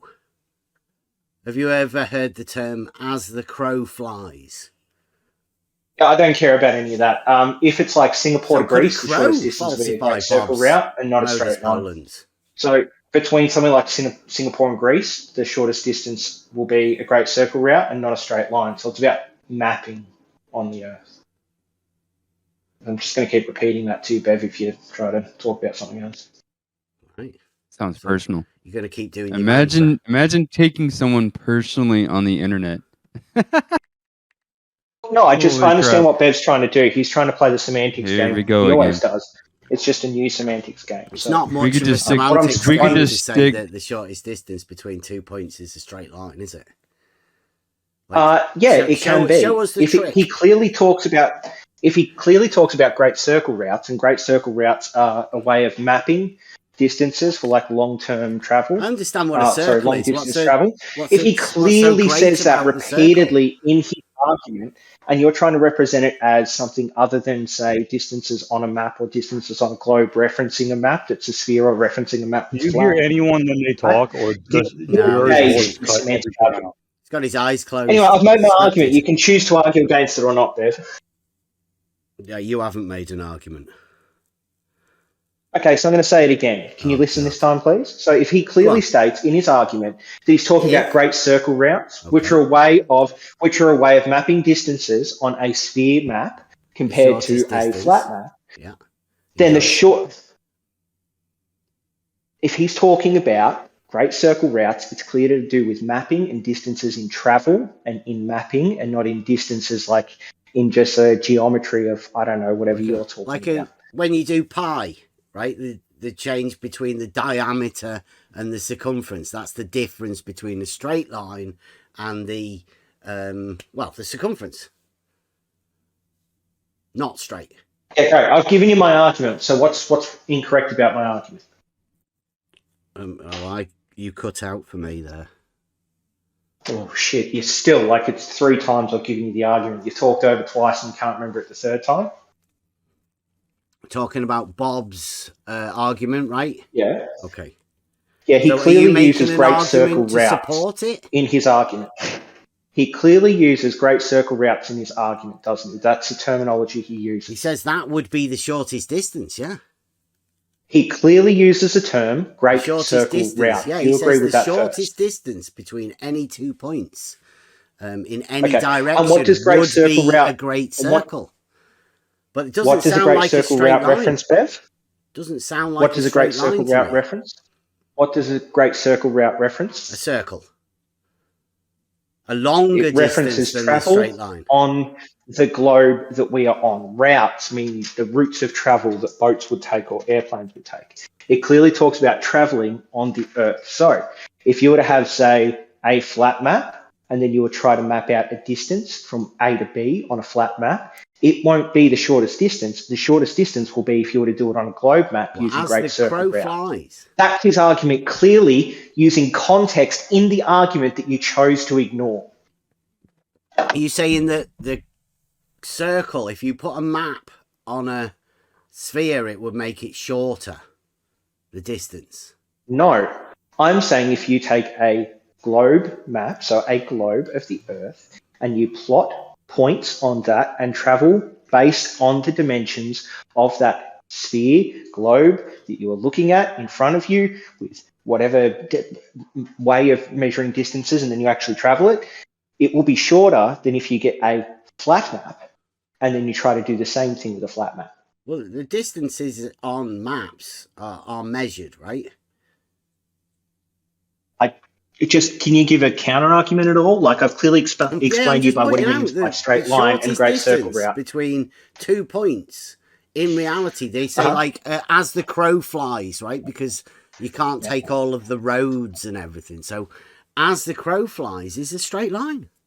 That's the shortest distance. So I'm going to say it again, okay? So this is you willfully strawmanning his argument. I'm talking because the context, Bob's argument. The context clearly uses great circle routes, doesn't it, Bev? Great circle routes aren't referencing how you get from Dorchester to fucking London. 2 points. Great circle routes clearly aren't talking about how you drive from Dorchester to London, are they, Bev? Bob's argument is talking about the shortest distance between any 2 points. Yes, and you're intentionally misrepresenting it so that you can make it look like it can be easily debunked by just drawing a line. Mm-hmm. Which I'm saying, it's to show that what you, Nathan Bev, Oakley are either set up intentionally is measuring bad faith. The Earth flat. It's to show that you're either being intentionally bad faith right now, or to show that you just didn't understand the argument because it used the term great circle routes, didn't it, Bev? Wow. Are you okay? Is that Wally? Yeah, I'm okay. I'm fine. It's just that, like, I hate people like you who come in here and just ruin every discussion by being semantics. It's a bad thing. It's the correct word. So when I think about you, Bev, I think about how annoying you are as a human being to interact with. So. But so you still come in here to do that, don't you? I mean, that's interesting.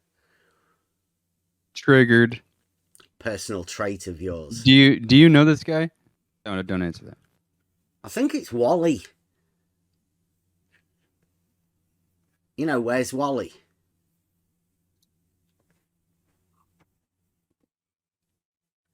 It was the same argument we made earlier. It's kind of telling that you won't answer it, Bev. Won't answer what? That's why he's annoyed. I'm not gonna. You have been asked the same question probably 50 times in the last. I'll keep repeating it, right? The shortest distance between 2 points in reality is a straight line. And I don't know why people want to try and falsify it, but I mean, it appears that Bob's made an argument to try and support it. It seems like there's a lot of people that are out here supporting it. Yeah. Even Bob has laid a challenge to the flat earthers to falsify it. If you have like a math quiz on the math table, and then you're giving like a Cartesian coordinate system 2D, right? Would you just add the third dimension for the fuck of it? Just to say this is true? Well, we understand in reality is 3D, right? That is 3D, yeah.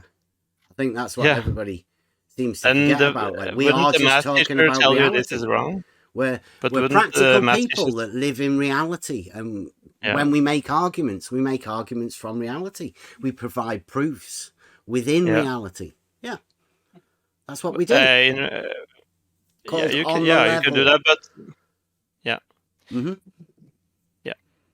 but I think like the problem here is we made the example earlier, right? So you have like a mathematical representation of something. It could be either the surface, or it could be something three-dimensional, or maybe 1D even, like a line, right? Just because, as far as we know, like reality is 3D, right? Doesn't mean that it's a good thing to represent everything as 3D. Well, the shortest distance between any 2 points in reality would be a straight line, like you said, 1D, one dimension. Yeah, but like I was saying, it doesn't mean that it always is good to represent it in 3D just because reality is 3D. Right. Well, again, I will point out that the shortest distance between 2 points in reality is one-dimensional. It's just the shortest distance from A feel like you answered to my question? B. That's it. What's the shortest distance? You didn't answer. What's the shortest distance? Like, I didn't ask you that question. I didn't get that. If I asked you what's the shortest distance between two lines, you would answer that, right?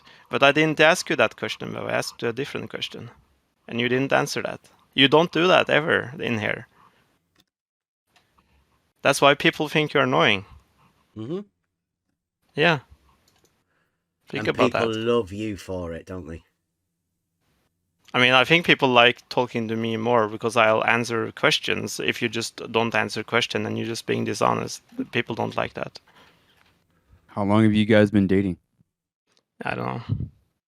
This is why, like, I don't want to make things personal, but then, like, somebody is, like, purposely, like, refusing to answer a question. You got two options. Like, you can just mute him, you can just ignore him, or you can just talk to him, and then you have to talk about him, right? You can just go along with some kind of, like, delusion you have, right? You can't do that. Jerry.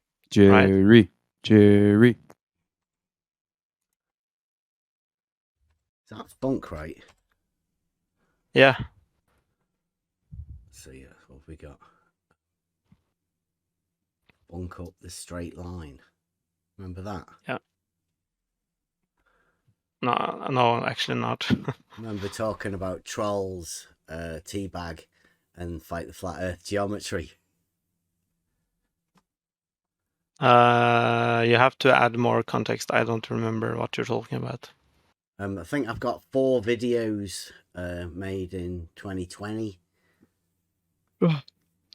with you. I got banned from your server, so I haven't been there in a long time. Yeah.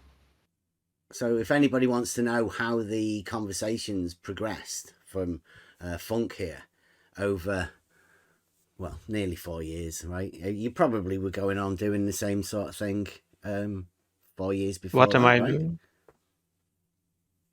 I don't think I was on Discord before that. 4 years before that. I think I joined. Denying the straight line. We were talking about when I joined Discord. How does your brain work, Bev? Like, I don't understand. Like, I joined in 2019. Yeah, so that was, yeah. I joined right before I joined your channel. I made it.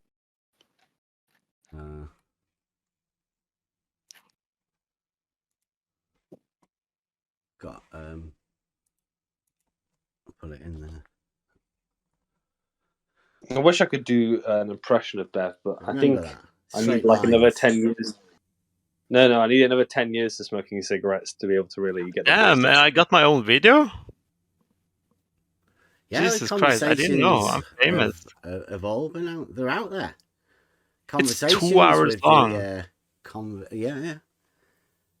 Yeah, we always seem to get into conversations with people who want to just sort of deny reality. That's what we've been doing. Yeah. Mm-hmm. Would you say I deny reality, Bev? Yeah. Well, I'd say that you try to talk around the simple truths of reality. Yeah, I've heard that before. You're on a higher plane, right? There's no need for you to look at the foundations. Like you're way up there already. Yeah, you know, like how they talk about like how aliens like who have like a superior knowledge would be.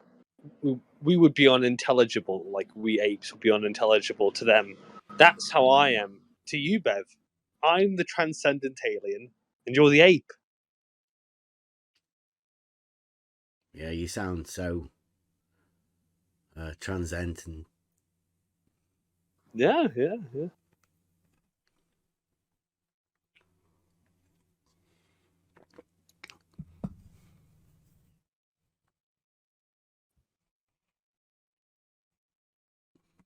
But how is your channel going, Bev? Is there like a lot of action there, or is it like just the same people? Always the same. It was just. We only do it to document the conversations that we have, because a lot of people talk a lot of shit about us.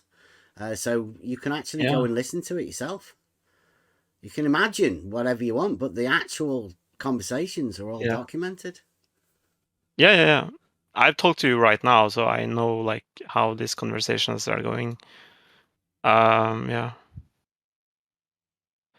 I feel like it has been stated here earlier by many, right? At the beginning, I'm kind of surprised how like people can be so, I don't know, like just like blatantly, just like be so dishonest, like straight to your face. It seems like there is like no shame involved, right? So that's why I'm like curious, but I'm not like anymore, right? I don't care. Like I know what you do right now, Bev. Like I know what you do all the time. So this is like why it's getting kind of boring. Like we tried earlier, we did it yesterday. Now it's like a repeat of yesterday, like where you're gonna just do the semantics game all over again. And nobody can force you to think or say whatever you want to do, right? So you think or say whatever you want to, right? So well, I think Bev's actually quite pleasant. I actually had I liked Bev at the beginning, then I had a wobbly bit with Bev in the middle where I kind of starting to sound personal, guys. Jerry. I do. Yeah, when you compartmentalize the idea that logic has a limit. It's not about the people; it's about the arguments, isn't it? If you just I mean that's what I'm saying. Like your logic has scope, is useful for some things, and I think that the scope of what I'm talking about is beyond logic, right? And so I actually don't think you at all, right? You're just like someone who talks about Euclidean geometry, and that's just that. But he is also changing our logic to his logic. That's the problem. That's the annoying part. He's strawmanning us. He's changing. Like, we can make an argument and he just change it. I'm presenting Bob's modus ponens as it is. Yeah, there you go. Yeah, there you go. Yeah. Yeah. So it's like pointless, right? To argue.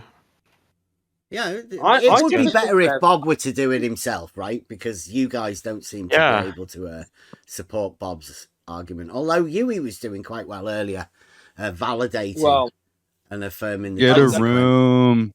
Biconditionals. I mean, that's the second tautology I've done today, but biconditionals are just, that's just what it is, right? But the actual substance, what the substance of the wording requires a bit of, let's say, imagination, right?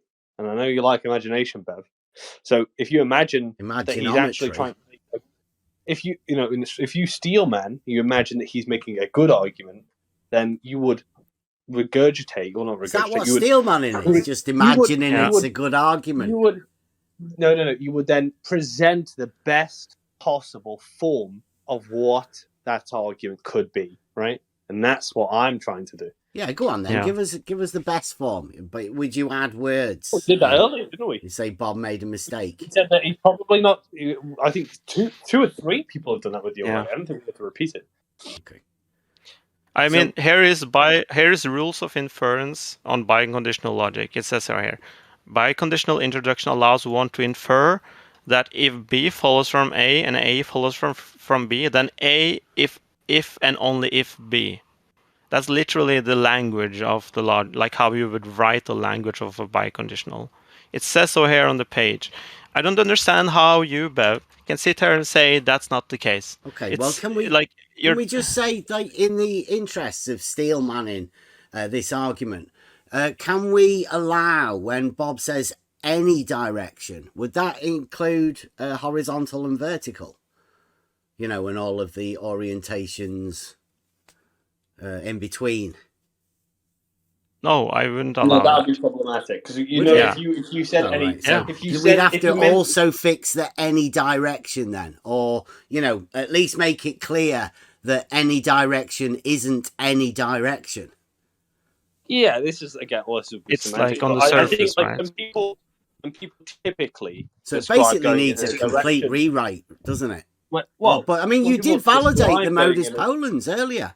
I think in a colloquial sense, if people describe going in any direction, they mean left, right, forward, backwards, right? They don't really mean up and down. Yeah. Yeah. Yeah, I mean, let's not forget about the affirming the consequent validation that you did earlier for him, Yui. Well, again, biconditionals can affirm the consequent. Yeah. Okay. Like when I'm going to say I'm going to travel the shortest route with my car, I'm not saying I'm going to drive in a straight line over the mountains. I'm saying I'm going to drive, like it's sort of implied, right? You can understand from the context what is meant. So if I were to say that, I guess, Bev, I would ask you, you don't think I'm going to mean I'm going to drive over the mountains? Like straight through the forest, right? An even simpler way to illustrate a biconditional affirming the consequent and it being perfectly valid would be if and only if it is January the 1st, then it is my birthday. It is my birthday, therefore it must be January the 1st. That would be affirming the consequent, but also valid. Bev, it's pretty interesting, right? Yeah, but isn't it like kind of like isn't that kind of like isn't it circular what we're doing now? But the premise is true, right? But it doesn't mean that it's false. But it doesn't. Wait. Well, I mean don't let him wrap you up in knots. Don't let the nutsacking happen publicly. Watch out. Yeah, I don't think it would qualify as circular. What would be the difference? Is it great circular or just circular? Great. Let's have it great circular. Well, tautologies are circular. But, yeah. They're just truisms, right? But it's true. Yeah. Yeah, the beauty of the tautology is that it's true any way you say it. Exactly. Yeah. But that's not what biconditional does. Have you ever heard of a false tautology? I don't. How would that be possible? Where everything that you say is wrong. Could you give me an example? Well, I think isn't that what you do? Sorry, a false tautology? Could you give me an example? You were trying to validate a logical fallacy, weren't you? For Bob. I've told for the cause. For the globe. Biconditionals can affirm the consequent. Well, yeah, obviously, a modus ponens would be fallacious if it were to have that. But a modus ponens has been validated by you, Yui. If I said... You must be some sort of logical genius. If I said if and only Einsteinian level. Yeah, Einstein. I'm literally Einstein. If and only if... A logical Einstein. I am. If and only if it's January the 1st, then it's my birthday. It's my birthday, therefore it's January the 1st. You think that... Because it does affirm the consequent, but would you say it's invalid in its form? Yes, again, maybe so. Again, right? You're just waffling, right, to confuse people, because you're not actually talking about the fallacious. Well, sorry to say it's not fallacious, is it? It was a validated affirming the consequence. Of Bob's modus ponens. You're thinking of a modus ponens. You're thinking of a modus ponens. No. Modus ponens. No. You validated the affirming the consequent within Bob's modus ponens. You said it's okay. Interesting. You can't engage with these analogies. Biconditional, Bev, goes both ways. It may seem like a bit highbrow for most people, but it's really simple logic. So read the sentence. Read what I posted here. Biconditional introduction allows one to infer that B follows from A and A follows from B. Then A if and only if B, right? Mm-hmm. This is biconditional. It's not the same as modus ponens. Yeah, that's his modus ponens.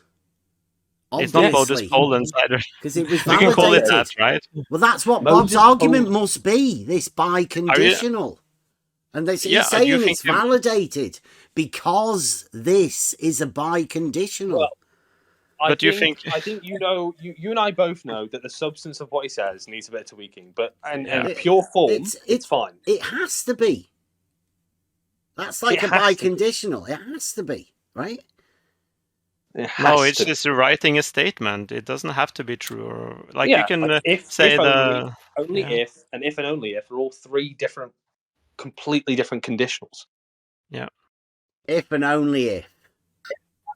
If only if, and only if are all completely different conditionals. Yeah, but if and only if has been shortened to just if, hasn't it? Yeah. Wait, so let's just say it's a biconditional. Let's focus on the biconditional that you validated. On his board it says if and only if at the very top. What are you talking about? Yeah, he set up the biconditional at the beginning. What, you think the if and only if is a biconditional? Well, yes, so if necessarily is a biconditional. I see now how you can imagine that you've validated and affirming the consequent. I like it. It's very. Do you think Bob will get it? But I mean, a straight line would still invalidate it, right? It could still be proven unsound and also invalid. I think if you were going to be verbatim with it, it's invalid. But I don't think it's invalid in structure. It's valid, but you can argue its soundness, right? But then you have to show that. I think it's sound. I cannot picture. I cannot. Yeah. I can maybe there is some like mathematical proof, right? That could be proved. That can prove this, but even if it weren't right, sure, it's distance being a straight line. That's what Bob says. Is the thing that would invalidate it. I'm talking to a wall. Like I don't understand. Do you think that could be scientifically validated that the shortest distance between 2 points was a straight line? On a sphere, yes. Sorry, between any 2 points in the any world direction. you are arguing, the only world you can picture, right? Then yeah, that's true, right? For Euclidean geometry, you have a specific, right? But for the surface reality of the is three-dimensional and described within Euclidean geometric framework. Yeah, but you can't go through the Earth, right? Yeah, you can. Shortest distance between 2 points is a straight line. Yeah. Last time I've traveled to China, I didn't go through the Earth. Yeah, you ever hear of a tunnel? Yeah, I've heard about the tunnel, right?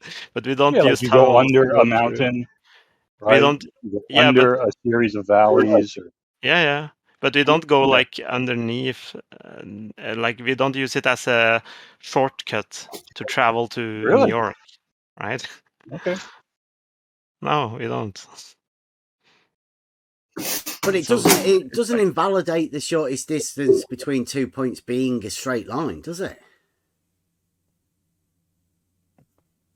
Well, you have to have the rest of the statement, right? If you're saying in Euclidean geometry, then that's true, right? But in reality, yeah, then if you're going to say that reality is only Euclid, and that's the only way we can travel, then yes, you are true. We're not we're saying in reality the shortest distance between 2 points is a straight line. That's what we're saying. Yeah. Then what is the shortest distance between 2 points? Yes, I would disagree with you. Like, sorry, man. Because sometimes it depends on distance between 2 points then. Well, if I'm going to travel with a car, the shortest distance wouldn't be through the Earth because I can't travel there. It doesn't exist. It would be on the surface. What, the straight line doesn't exist? It exists, but I can't travel there. But the shortest distance between those 2 points would be that straight line. Yeah, on this. If you're using only the sphere, right? In reality. Yeah, in reality, in the sphere, yeah. Yeah. So, but I like, as I said earlier, right? I can't use this if I'm gonna consider only the surface. Mm-hmm. But we're saying, try your hardest to forget about the surface. Just 2 points. Why wouldn't we do that? Because that's what we're talking about, right? No, we are not. We're talking about the surface. Let's say you're just looking, right, in reality. I'm not inside the Earth ever. And there's no sphere there, right? You're just looking through the air, right? With no sphere in sight. Now, the shortest distance between those 2 points would be a straight line, wouldn't it? I'm quite sure in the video, right? The context is like celestial navigation of some form, right? Last time I checked, we didn't do celestial navigation. Navigation in the argument. 50 kilometers under. Okay, so it mentions. So you do understand context. Great. So it does mention actually circular, great circle distance, and that's on the surface. So it says that's the shortest distance. He says that's the shortest distance between any 2 points. So you understand when they mention the context, right? No, that's why I'm asking you. I think the shortest distance between 2 points is a straight line. Oh, you don't understand context anymore. Okay. I mean, you can just pick and choose and turn on and off your brain whenever you want, Brev. Like, you have to pick and choose. Can I ask a question? Sorry, now I'm brand new here to the whole server, not to this channel, but are you guys all flat earthers, or are you guys actually arguing? No, I'm not a flat earther. Really not. I just live in reality. I've been talking to flat earthers and globe earthers about a false dichotomy for years. And that's why both of them can use this defense. Yeah, Bev's like he's new guy. New guy, are you a flat earther or a globe earther? Honestly, I've never even questioned it before. I just saw flat earth. Wow, that's fucking amazing. Interesting. Brilliant. Saw a lot of people. So I thought I would come in and say hello and ask, but I've been listening to you guys, and I don't know if you guys are agreeing with each other or actually arguing with each other. Right. What I'll do is, I'll give you a quick explanation. Right. First off, it's necessary to have a false dichotomy. Like you say, you haven't got a clue. But if you start off with the false dichotomy, flat or globe, like these guys talk about all the time, right? So they've got these two different sides. Then one of the guys of the globe makes an argument and he says, if the Earth is a sphere, then the shortest distance between any 2 points will be a great circle distance. Right? And then he says to the flat earthers, he says, all you guys have to do to falsify my argument about the Earth being a sphere is show me the shortest distance being a straight line. And I'm saying from reality, like probably you as well, the shortest distance is a straight line. But I'm not a flat earther.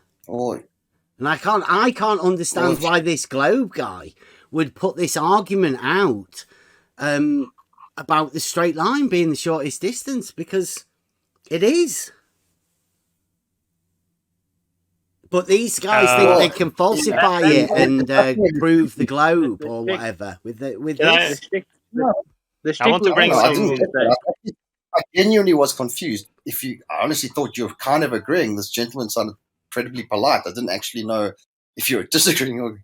But in his defense, if you are, then a shortest distance in 2 points without any inhibitors is a straight line. But from his point of view, absolutely, we're on a globe. And from my point of view, still, I guess, because I've never questioned it before. So, yeah, I guess I still am a ball guy. But, so, I can't even conceive of a line between 2 points in the Earth that you have to go through the Earth. It's not. It's a weird concept. The straight line, though, isn't it? The shortest distance would be a straight line. If there's nothing in between that point to point, then sure. But if there's something in between it, you have to go around it, over it, or under it. Yeah, you have to go a longer distance. But that doesn't falsify the shortest distance being a straight line. That's what I'm saying. I mean, it does if you're only definitely longer. But that's not what this argument states. This argument states that the shortest distance between any 2 points is a great circle distance.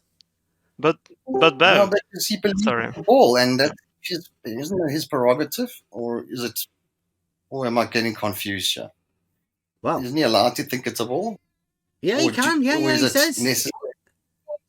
But the shortest distance between those 2 points, is a straight line. In reality. Yeah, but if there's nothing in the way. In reality, if something is in the way, that is not the shortest distance. You can't go through a solid object. You're not ethereal. You're not gas. Yeah. Like above the surface. Yeah. Above the surface, the shortest distance between any 2 points is a straight line. From the ball to that's right, isn't it? Like a horizontal distance would be the shortest distance between 2 points. Nobody's disagreeing with you, Bev. But Azulu, this is the thing here, right? Like when he states his premise, right? He states it, the if and only if the Earth is a sphere. That's the first thing he said, right? He didn't say. He didn't specifically say only on the sphere's surface, right? But I mean, I don't know about you, but I would guess he only talks about like the surface of the Earth, because that's the only place we are doing observation. Nobody is traveling into like mines and do observations, right? It's stupid.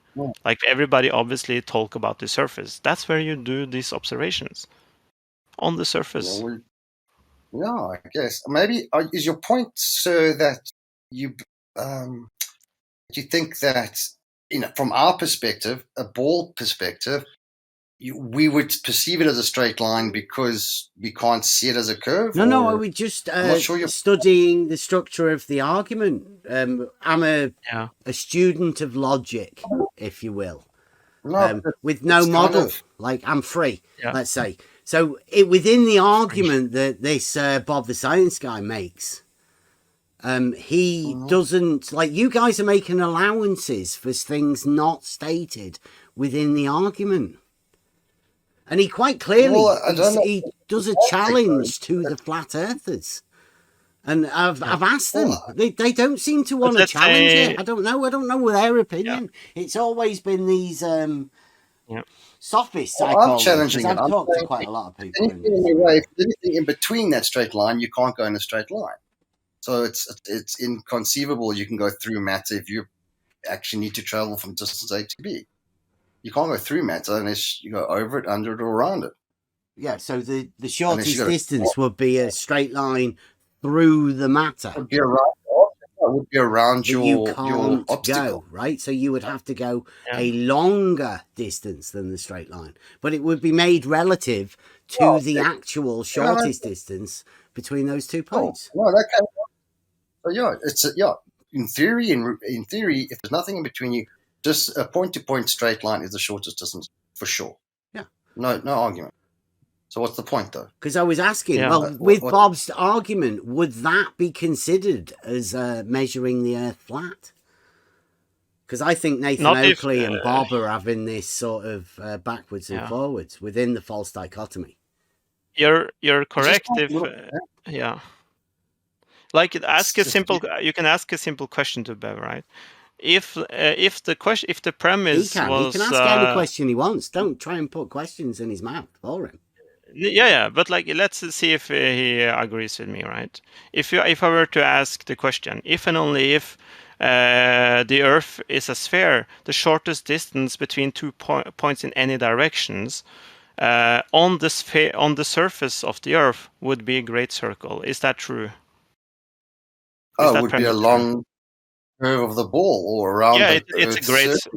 It's like a great circle, right? If you draw like a straight line, if you take like a chord and you put it on the Earth, right, that would be a curved line. It's called a great circle. Yeah, the shortest distance in reality would be a horizontal straight line distance. And ask Bev if that's true. Ask Bev if that's true. I would agree with him 100% that that's reality. Yeah, but Sulu, you need to ask Bev if that's true. No, don't talk over him. He just agreed with me that the shortest distance between any 2 points in reality is a horizontal distance. No, but I agreed with him as well from a reality perspective, the way we perceive at this moment Earth to be. It is on a ball or whatever, geoid, whatever we call it. What do we call Earth? It's not a circle, it's a geoid. Spheroid, whatever. It's a circle. So from our perspective, it's, the shortest distance from here to Australia, from South Africa to Australia, is along over the sea, and it will curve all the way around to Australia, which is 12 hours away, which is quite far. So it's a quarter of the Earth. So it'll be a quarter of a circle. Is flat Earth taking off in South Africa? Sorry, beg your pardon? Is flat Earth taking off in South Africa? I heard you've got some good representation over there. I have no idea. This is genuinely my first contact. Flat Earth is typically not very common in most countries. I've seen a couple of your videos on YouTube. It's my first contact with you guys in reality. Which is quite interesting. I'm not Good to meet you. Earther, mate. Definitely not flat. What's wrong with you? Well, but to get this, I think the only way we can get this point along is if Bev answer yes or no to this question. But I'm not even part of the false dichotomy. In fact, I'm the one that's pointing out the false dichotomy. It's not a false dichotomy. It's not a false dichotomy. It's a premise that is true or false. That is not a false dichotomy. This requires a false dichotomy. Then say it's false after I've said it, right? Okay, so I say, if and only if the Earth is a sphere, the shortest distance between any 2 points in any direction on the surface of the sphere would be a great circle, right? True or false? I think it's interesting. It's quite obvious, who right? are the people that are fighting the hardest for the false dichotomy? How is that it's not a false dichotomy? It's true or false? Is it false? Tell me if it's false, Bev. Say it. It's okay if you do. Who cares if you care? Honestly, we believe in father bearded type gods and stuff like that. Thor, we believe in so many things. People can believe what they want. Of course, but I want him to say it. I don't want him to whistle him. I agree with you. I'm talking to him. I don't know why he has to be shy about what he. We were literally in a flat Earth.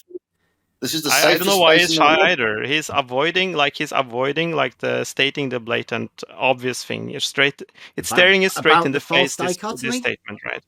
The It's shortest not. distance between 2 points being a straight line. How? It's not a false dichotomy. I don't know what a false dichotomy is even.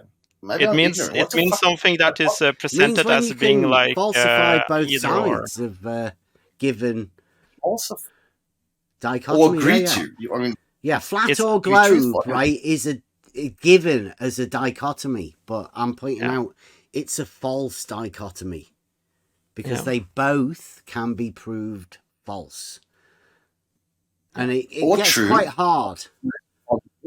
Yeah, but I think you can't prove the globe true because that's been laid down by your big shadow giants like Fight the Flat Earth. He's told you can't. And Funk here was telling us earlier, you can't have proof in science, so you can't have proof of your model. You can. I think you can. Are you? I don't understand.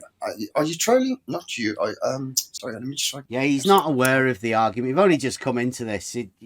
You're unaware. I'm baffled.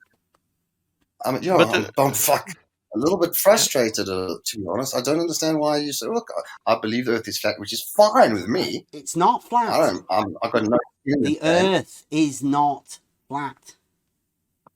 Well, then what is it? Round? Again, is that's a false dichotomy. The Earth is as it is measured. The land.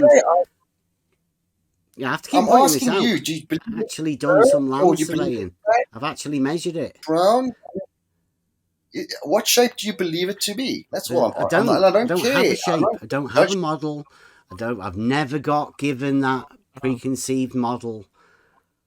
I don't have it. Why are we arguing? There's nothing we can. What you're doing here? Dichotomy.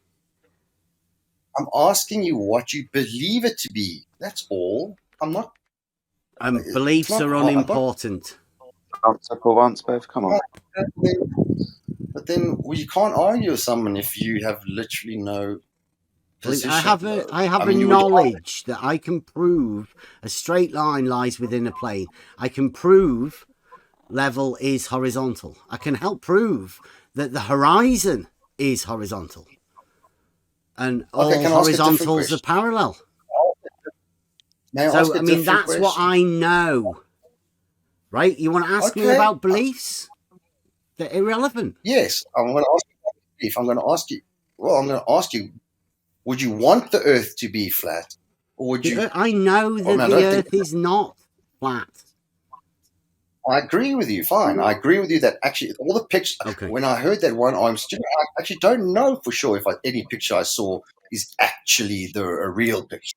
That was actually an interesting point to me. So do you know that the Earth is not flat, or are you still unsure? As I said to you, there was a point that I thought was actually interesting. I questioned myself for a second. I said, well, what if the pictures in the book were an animate or a drawing or something? Okay. Interesting thought. I never even questioned that the Earth wasn't round. And honestly, to be honest, since then, I never have since. So haven't even considered. I just remember that one point of which stuck in my mind, which was, you know what, I actually put a gun to my head and say 1000% true. Every picture of the Earth I've ever seen was a real picture. I was like, well, actually, I couldn't prove it to myself. I just took it for granted that it was told to me in good faith by everybody on Earth that the Earth is a sphere. His globe, yeah. But I've never. But I can't say to you in any way. Do you know that the Earth is not flat? Is the first question. Well, that's the thing. I cannot say with any sincerity that I believe the Earth is flat. Well, not the second, at least. Yeah. Do you know though? Right? Do you have a proof that the Earth is not flat? I don't know if God is real. You don't know if He's not real. You don't know if He is real. I can say the same thing. God. So maybe I perceive it the same way I perceive God. I don't know. I'd love to be proven wrong or right. Whatever. Actually, I don't care. I don't really care if the Earth is flat or round. It won't really affect my ability. But I perceive it to be round. I have experienced it to be round. I've flown aeroplanes. I've personally, and I think I've even flown high enough in a small plane that I was flying myself, and all my training in an aircraft leads me to believe that all the models and all the maps and every single thing I was told, it kind of supports a round Earth, specifically in the terms of the Coriolis, the wind, the drift, and everything. It supports the statement of a round Earth, but I haven't seen a picture of an Earth that categorically with my eyes. That globe, right? On that globe, right? The shortest distance between 2 points is a straight line, isn't it? When you were flying in an aeroplane, the shortest distance between 2 points, straight line. In every single possible case, if there's nothing in between you, nothing to interrupt your travel, the shortest distance between 2 points is a straight line. Mm-hmm. That's undoubtable. If there's something in the way, okay, then you have to go around it, over it, or under it. Okay. And that necessitates a different course. So if the Earth is round, it will absolutely be along a curve. That is also absolutely true. So both of you are 100% correct in your vague assertion. So, what of the shortest distance between 2 points? What was the gentleman's name who we're talking to? It was me, A guy. Hi. No, that's just a silly argument. You're arguing the same points. It's very silly. I know. I don't think we were arguing. I was just making a statement. No, but you're defending a kind of a pedantic point that you know what he's saying, and you're trying to obfuscate what you know he's trying to say. I think he's arguing good faith. No, that argument that Bob the science guy made stated that the shortest distance between 2 points in any direction would be a great circle, i.e. not a straight line. Yeah. Pedantic. It's very pedantic. It's semantical. It's fastest path because it's a point at which you have to go along the curve, but you can't go through the curve. It's absolutely true. The reason why you use that that in a straight line in your plane. No, you're going around the circle as well. Great circle. Isn't that what you just said? You're going off your path every second. You're adjusting. You have to follow the Earth at a specific height for a specific time for a specific distance, and then you get to your destination. So if the Earth is round, which I still kind of believe because I haven't just started this thing, then obviously I'm flying along a curve, which all my training has led me to believe is true. Although I agree with you, I can never guarantee in my life I've seen an actual physical ball Earth because I haven't been far away enough from the Earth to see its actual curve from space. I've just taken it as rote. And all my training and instincts tell me to be correct. But I would love to be shown. Well, could you conceive of a straight line being different than the shortest distance between 2 points? Oh, gee, that's pedantic. Okay.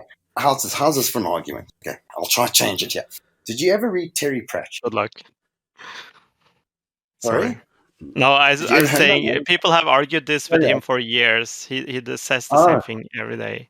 He will never understand it, but you can try. Good luck. There you go. That's not poison in the well. Then I wouldn't have a clue what it is. He doesn't even trust your ability to talk to people. No, sorry. I trust him. That's polite of him, isn't it? No, sorry. It's fine.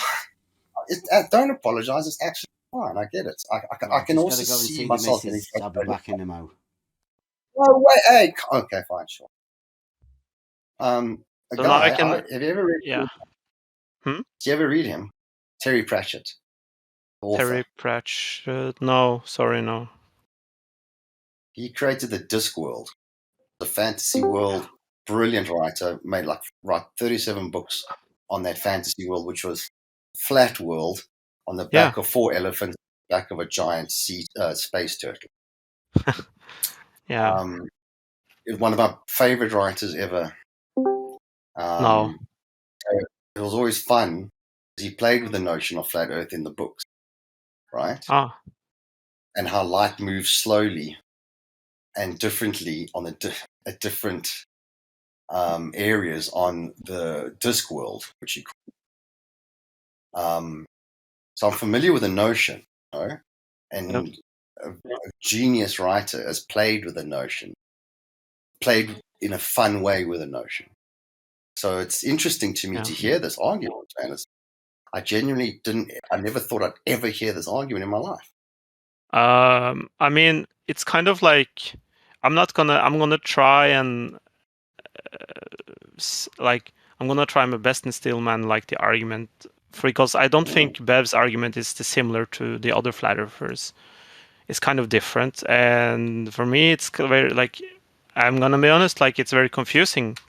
It seemed to me to be more like a semantical argument, it doesn't mean anything when he says what he says, because what we are stating, for example now, right? I see he's muted now, but I'm going to state it from my point of view, and he can say if he thinks I'm wrong or something like that later. What we are stating is I stated this simple premise, right? This simple premise is that on the surface, right? On the surface only, you have the shortest distance is a circle, it's a great circle, because you can't, in this premise, there doesn't exist a ground underneath. Even if it does exist in reality, we create this model for a reason. We create it because on the surface is where we do observations.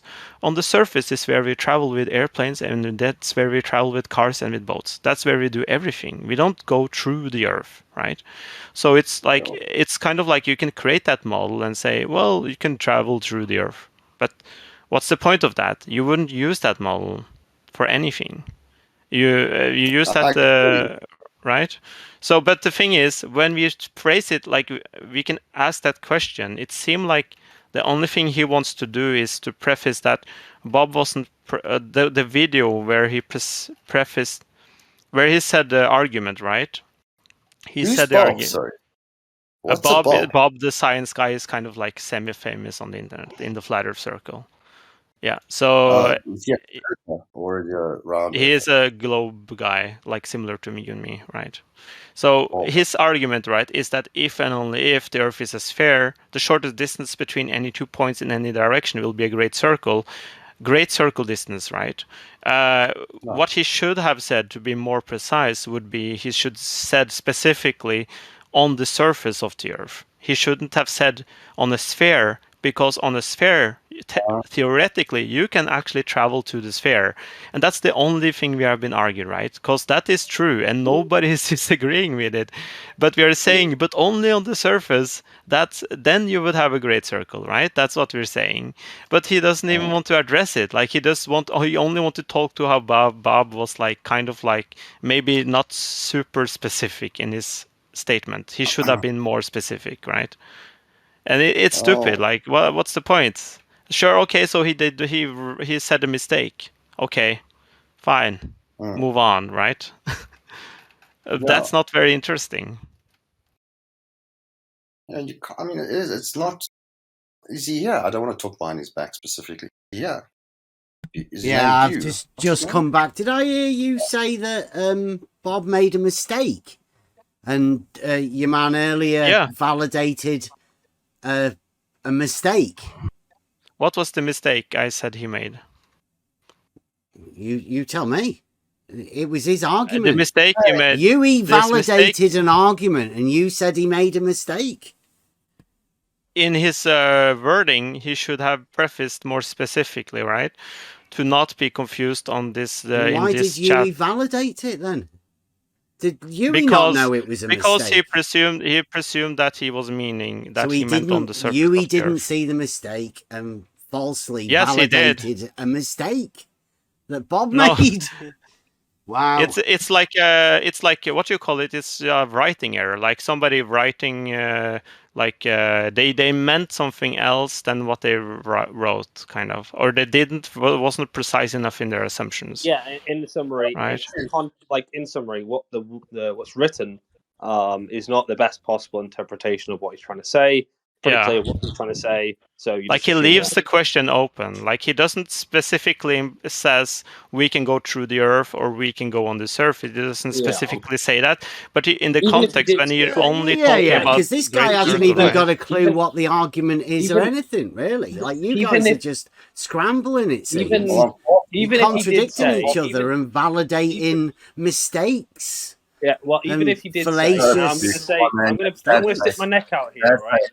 I'm going to stick my neck out here. Even if he did say you could go through the sphere, the virtuous thing to do is to say no, but you can apply that argument to the surface of the sphere, not through it, right? And that would be steel manning still, even if he literally said through the sphere. Yeah, but for the new guy, they want you to only hear what they're saying, not what the argument says. No, I hear you. Just want you.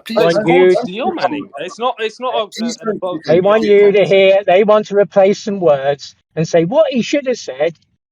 Well, he didn't say that. Well, look, because then they can try and twist the argument. There is a standard. There is a standard in the debate, argument was presented as the argument, not your version of it. Yeah, you want to change the version because it doesn't suit your model. It's just as bad. And now you're trying to twist this other guy into believing what you want it to say. Yeah. Okay. Well, I don't think it's beyond anyone else in this room, at least their mind, that you don't straw man and you try to steel man. Right. That's basically the etiquette of debate. You want to be dishonest and deceptive. That's on you. Right. It's fine. I've genuinely been trying to give you guys the absolute benefit of the doubt. Shortest distance between 2 points is absolutely a straight line. I agree with that, right? But then I also absolutely agree with as far as I'm concerned, right now, my whole paradigm is the Earth is a planet, like I've seen every other planet, and that's what I don't. In fact, yeah, maybe you should start there for me, if you can. I just thought that it's obvious to me that I perceive the Earth to be round, perceive it emotionally and physically. I perceive it internally, right? My internal ideation of it is round because I think everything I've seen outward of Earth is also spherical. The moon is spherical, all the stars are spherical, all the planets I've seen through telescopes are spherical. So why shouldn't the Earth not be literally the same as every other body? You're kind of following. You're close to making we have Tis Globe. We know that. No, it's no. This guy's the genuine article. It's Tis Globe. He knows it is. He just doesn't know how he knows it. And I advise him, don't look into it, mate. There's only pain there for you. There's nothing. These guys are going to try and sophist it all around. I'm actually going to help you don't know what a straight line is. That's how bad it gets. Zulu, I think you're flying too close to an invalid inference. I don't think you can necessarily infer that because spherical objects up there, that therefore spherical objects down here. However, you could say something along the lines of you could be even more specific and come up with a causal mechanism for why objects in the sky form spheres and why it might be probabilistically true that the size of the Earth will beget a sphere. That would be more. I specifically said I perceive it to be. I didn't say 100% know it to be. I hope I made that clear. I said I perceive it to be. My perception of it is. My feeling of it is. But I never said I know absolutely. That's something. As I said to Bev here, that I never questioned before, and I only saw it once in a video. That it struck me as an interesting notion that actually put a gun to my head. I can't absolutely say with 1,000,000% certainty that every picture I've seen is actually a real photograph taken of an Earth. It has to be. It's Tis Globe. Tis Globe. If only the flying instructor had said, pull the stick up and not down, you'd never have crashed. Erdebet, would you agree that steel manning is a virtuous thing to do in debate? The new guy, I don't talk to this guy. If I was going to speak to you, I don't talk to this guy, new guy. Yeah, So I can't for reply. instance, Erdebert, I'm going to do the best possible interpretation of when you speak. Yeah, sorry about this. He's Sorry, was he talking to me? Or he's not a good example of this server, this man. He doesn't represent the flat earthers well. I'm not a flat earther. He doesn't actually represent humans well either. I'm not trying to represent He's flat a bad earthers. faith actor. He's only here to entertain himself. He's got no proof. He's just here just to mess people's heads up. Right? That's what he does. See? You see what he's doing here? That guy's opinion of me makes zero. He does. Trust me. His opinion of me makes zero impact on my life. I'm interested in the conversation, though. I'm a little baffled with you guys, I must admit. We're just coming from a reality point of view. That's what we're saying. There's a false dichotomy. This is my first journey into this alien world, so I'm fascinated. But I honestly, I'm extremely skeptical, obviously, because this 20-minute sojourn here is trying to question my reality, and it almost feels like gaslighting. But then I'm as well, you know what I mean? It's contradicting my belief system. So I'm finding it. You'll find within this that you'll find many contradictions, and it depends the reactions that you find when you ask questions about contradictions, because that's what I found. These people within this arena, they don't want to talk about the contradictions inherent in just about everything that they say. Bless you, Bev. Yeah. My impression of you, Bev, from the very outset was you being extremely pedantic and extremely kind of not being in any way flexible conceptually with, or even being kind in your discussion. You felt quite rigid. I didn't know. That's why I said I didn't know if you guys were agreeing or disagreeing. I thought a guy was trying to think of many different ways to try conceive of a certain point to get to a mutual meeting. You were standing your standoff and weren't trying to meet him halfway. That was my impression. There is no meeting anybody anywhere until we establish the base understanding that the shortest distance between 2 points is a straight line. Dude, this is literally the definition of Schrodinger. What is? This argument that we're having now. One person is correct, and the other person is also correct. Both can exist conceptually, but you can't have the shortest distance between 2 points being both a straight line and something else. Dude, come on! I've said it 9 times already. If there's anything in the way, cannot be a straight line. Stop it now. Can you imagine having a conversation for like 8 years? 10 years? No way. No.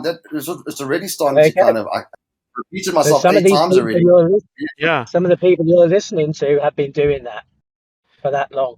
Yeah, but this is why I said it's kind of. It's like I'm like you can't be emotionally invested in this argument because I said so earlier, right? I made the mistake of I made the mistake of gaslighting him. You should have just discovered that yourself, right? But it's like this. Like it has been always like this. It's kind of annoying because it's like he's not being argument. Point out to this man what the actual argument is. I have many times. I don't see the point. I answered your exact question 8 times, but you just repeated to me the same question. So yeah. Like you're like it's incapable of having like it's no like you can't have a discussion with you about like is it possible? You reset every time you answer the question. You reset back to the. I don't know why. I mean, there must be a reason, but I don't understand it yet. So I'm giving you the benefit of the doubt, Bill. I don't think you're a horrible person. I just don't know. I can't conceptualize of a shortest distance between 2 points being anything other than a straight line. It's easy. Simple argument. I with it, and I was there for 10 seconds. I can guarantee this guy knows the difference between what you're saying and what he perceives to be true, which is fair enough. If you believe in God, fair enough. I don't believe in God. Fair enough. Do you believe in globe? So, but don't. Do you believe in globe enough to change your perception of what you consider a straight line to be? Honest to God, hand and heart, came in here with an open mind. Okay, and I came in this session, and I was honest with you straight up and said, the one thing that I do remember that stuck in my mind was that statement of, can you actually say that every picture you've seen is actually a picture of the Earth? And I said, you might have a point. Now, I said that when I came in, and that's what stuck in my mind. That's why I came to ask. That's actually what stuck to me, and that's why I came into a flat Earth. I didn't just walk by it. It has and I asked you. Did you expect to come in and hear a conversation about a straight line? No, Jesus Christ, it's frustrating. Nobody wants to talk about it. It's just that it's the only thing that's going on now. No, I get that, but I think we've concluded logic, right? I think logic is done. Nowhere else to go with it.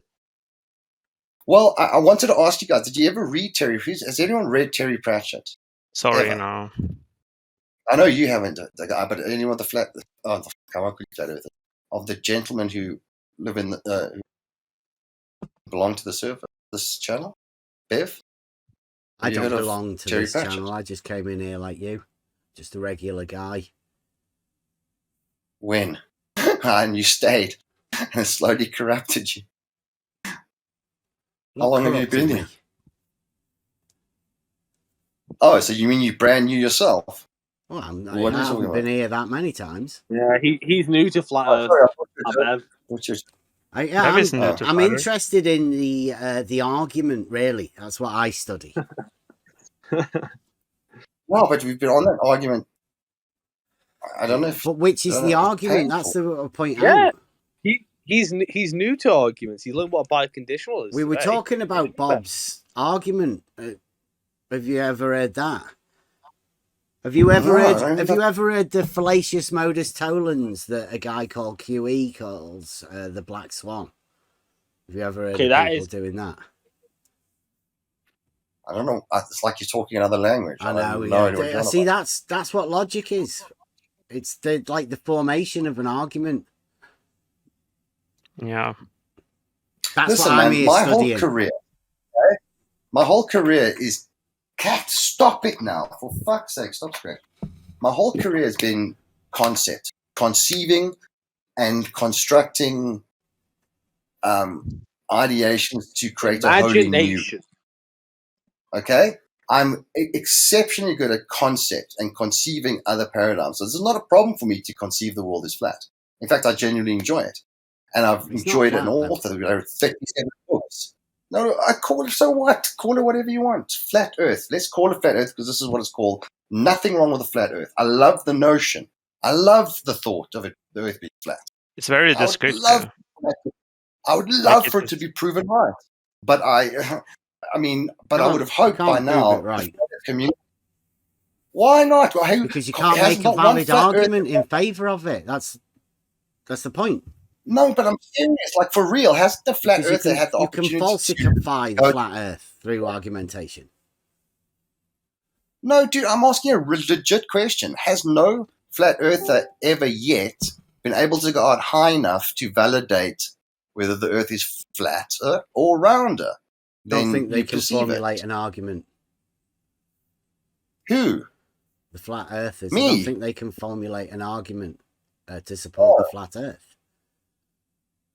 Well, you haven't exactly said you can give me any indication that you believe the Earth is any rounder than a pancake. It's a false dichotomy. That's what I'm here to tell everybody. I don't understand that concept. Give me a new concept that I can ideate or visualize around. I've been trying to give you others, and a guy has been trying to give you others, but you've only said false dichotomy, which means fuck all to me. Okay. Let me give you give me a visual ideation, or I can close my eyes, visualize it in my mind, and I can understand your point. Okay, right. Here we go. Promise you I won't try and use it against you. If the globe... I just want to understand. If the globe that you can imagine, right, is flat, P, then there would be no elevation change. I hate you for it, I promise. respect you for it. Oh, Bev's muted. What happened? Why did he? He has been muted a few times. I wonder who mutes him. Oh. It has to be a globe. It has So to we be. can't have an argument. A globist. A They filthy, won't dirty allow globist. It's the conspiracy. argument. No, seriously, is there... Listen this, just as they ask me to give I don't an know who argument. mutes him. I have seen him in muting a few times. There's a flat mod who has to... Yeah, There's only flat earther mod in here, so yeah. Maybe it's Jerry. Maybe he's turned on Bev. Yeah. Maybe. No, I didn't do it. Maybe Bev's an AI and he has to reboot. Internal conflict in the community. I'm just joking. Want to He hear was the about to argument. go up a secret and they muted him. Yeah, Jerry, what do you think about what I said to you in text chat? That isolating the area, the feature of a sphere, that is the surface, gives utility. So why wouldn't we do that? Yeah, it gives you utility to say that the Earth is 2D. I get it. Well, utility to know the shape of a sphere, right? You don't have to go in the sphere to know the shape of it, right? Well, how'd you figure out it was a sphere if it's only 2D? What do you mean, how do you know it's a sphere?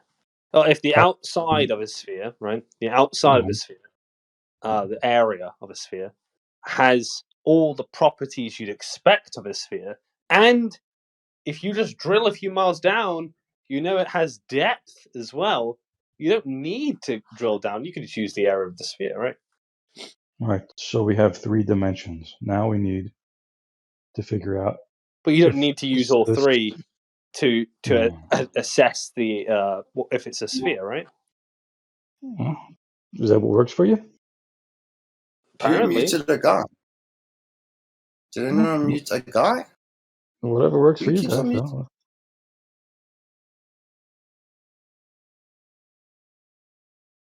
Who's muting this guy? No one knows. The guy's got muted. Oh, this is chaos. Why am I so lucky? How did I escape?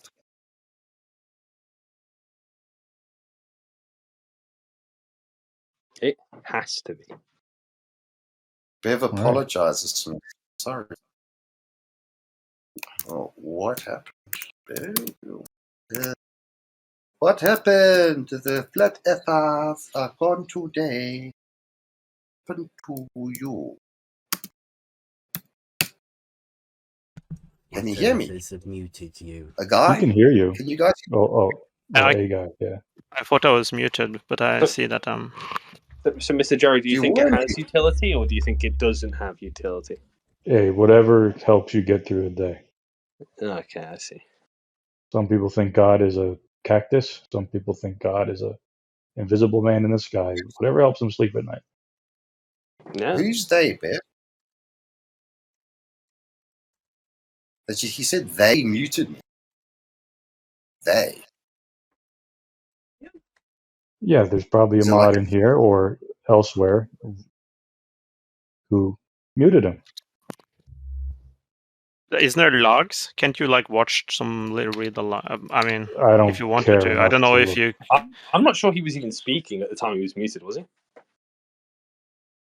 I was speaking. I asked him to conceive of a notion for me that outside of what he's been repeatedly saying.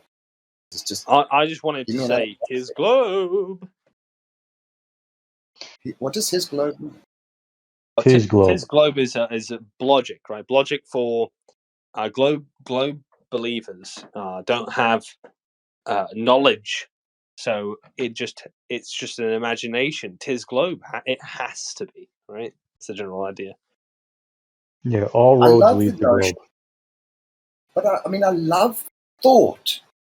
The possibility. It's just like an awesome thought that the world is flat.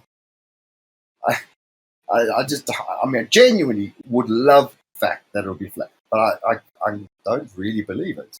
I mean, again, I just brand new, but I don't think it's.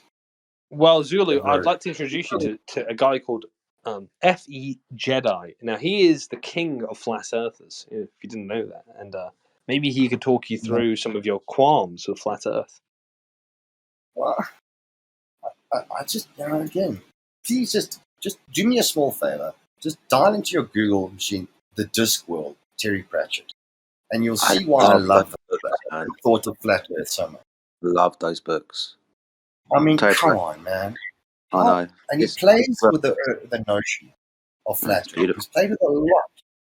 Where at the hub the light goes slower, and at the it goes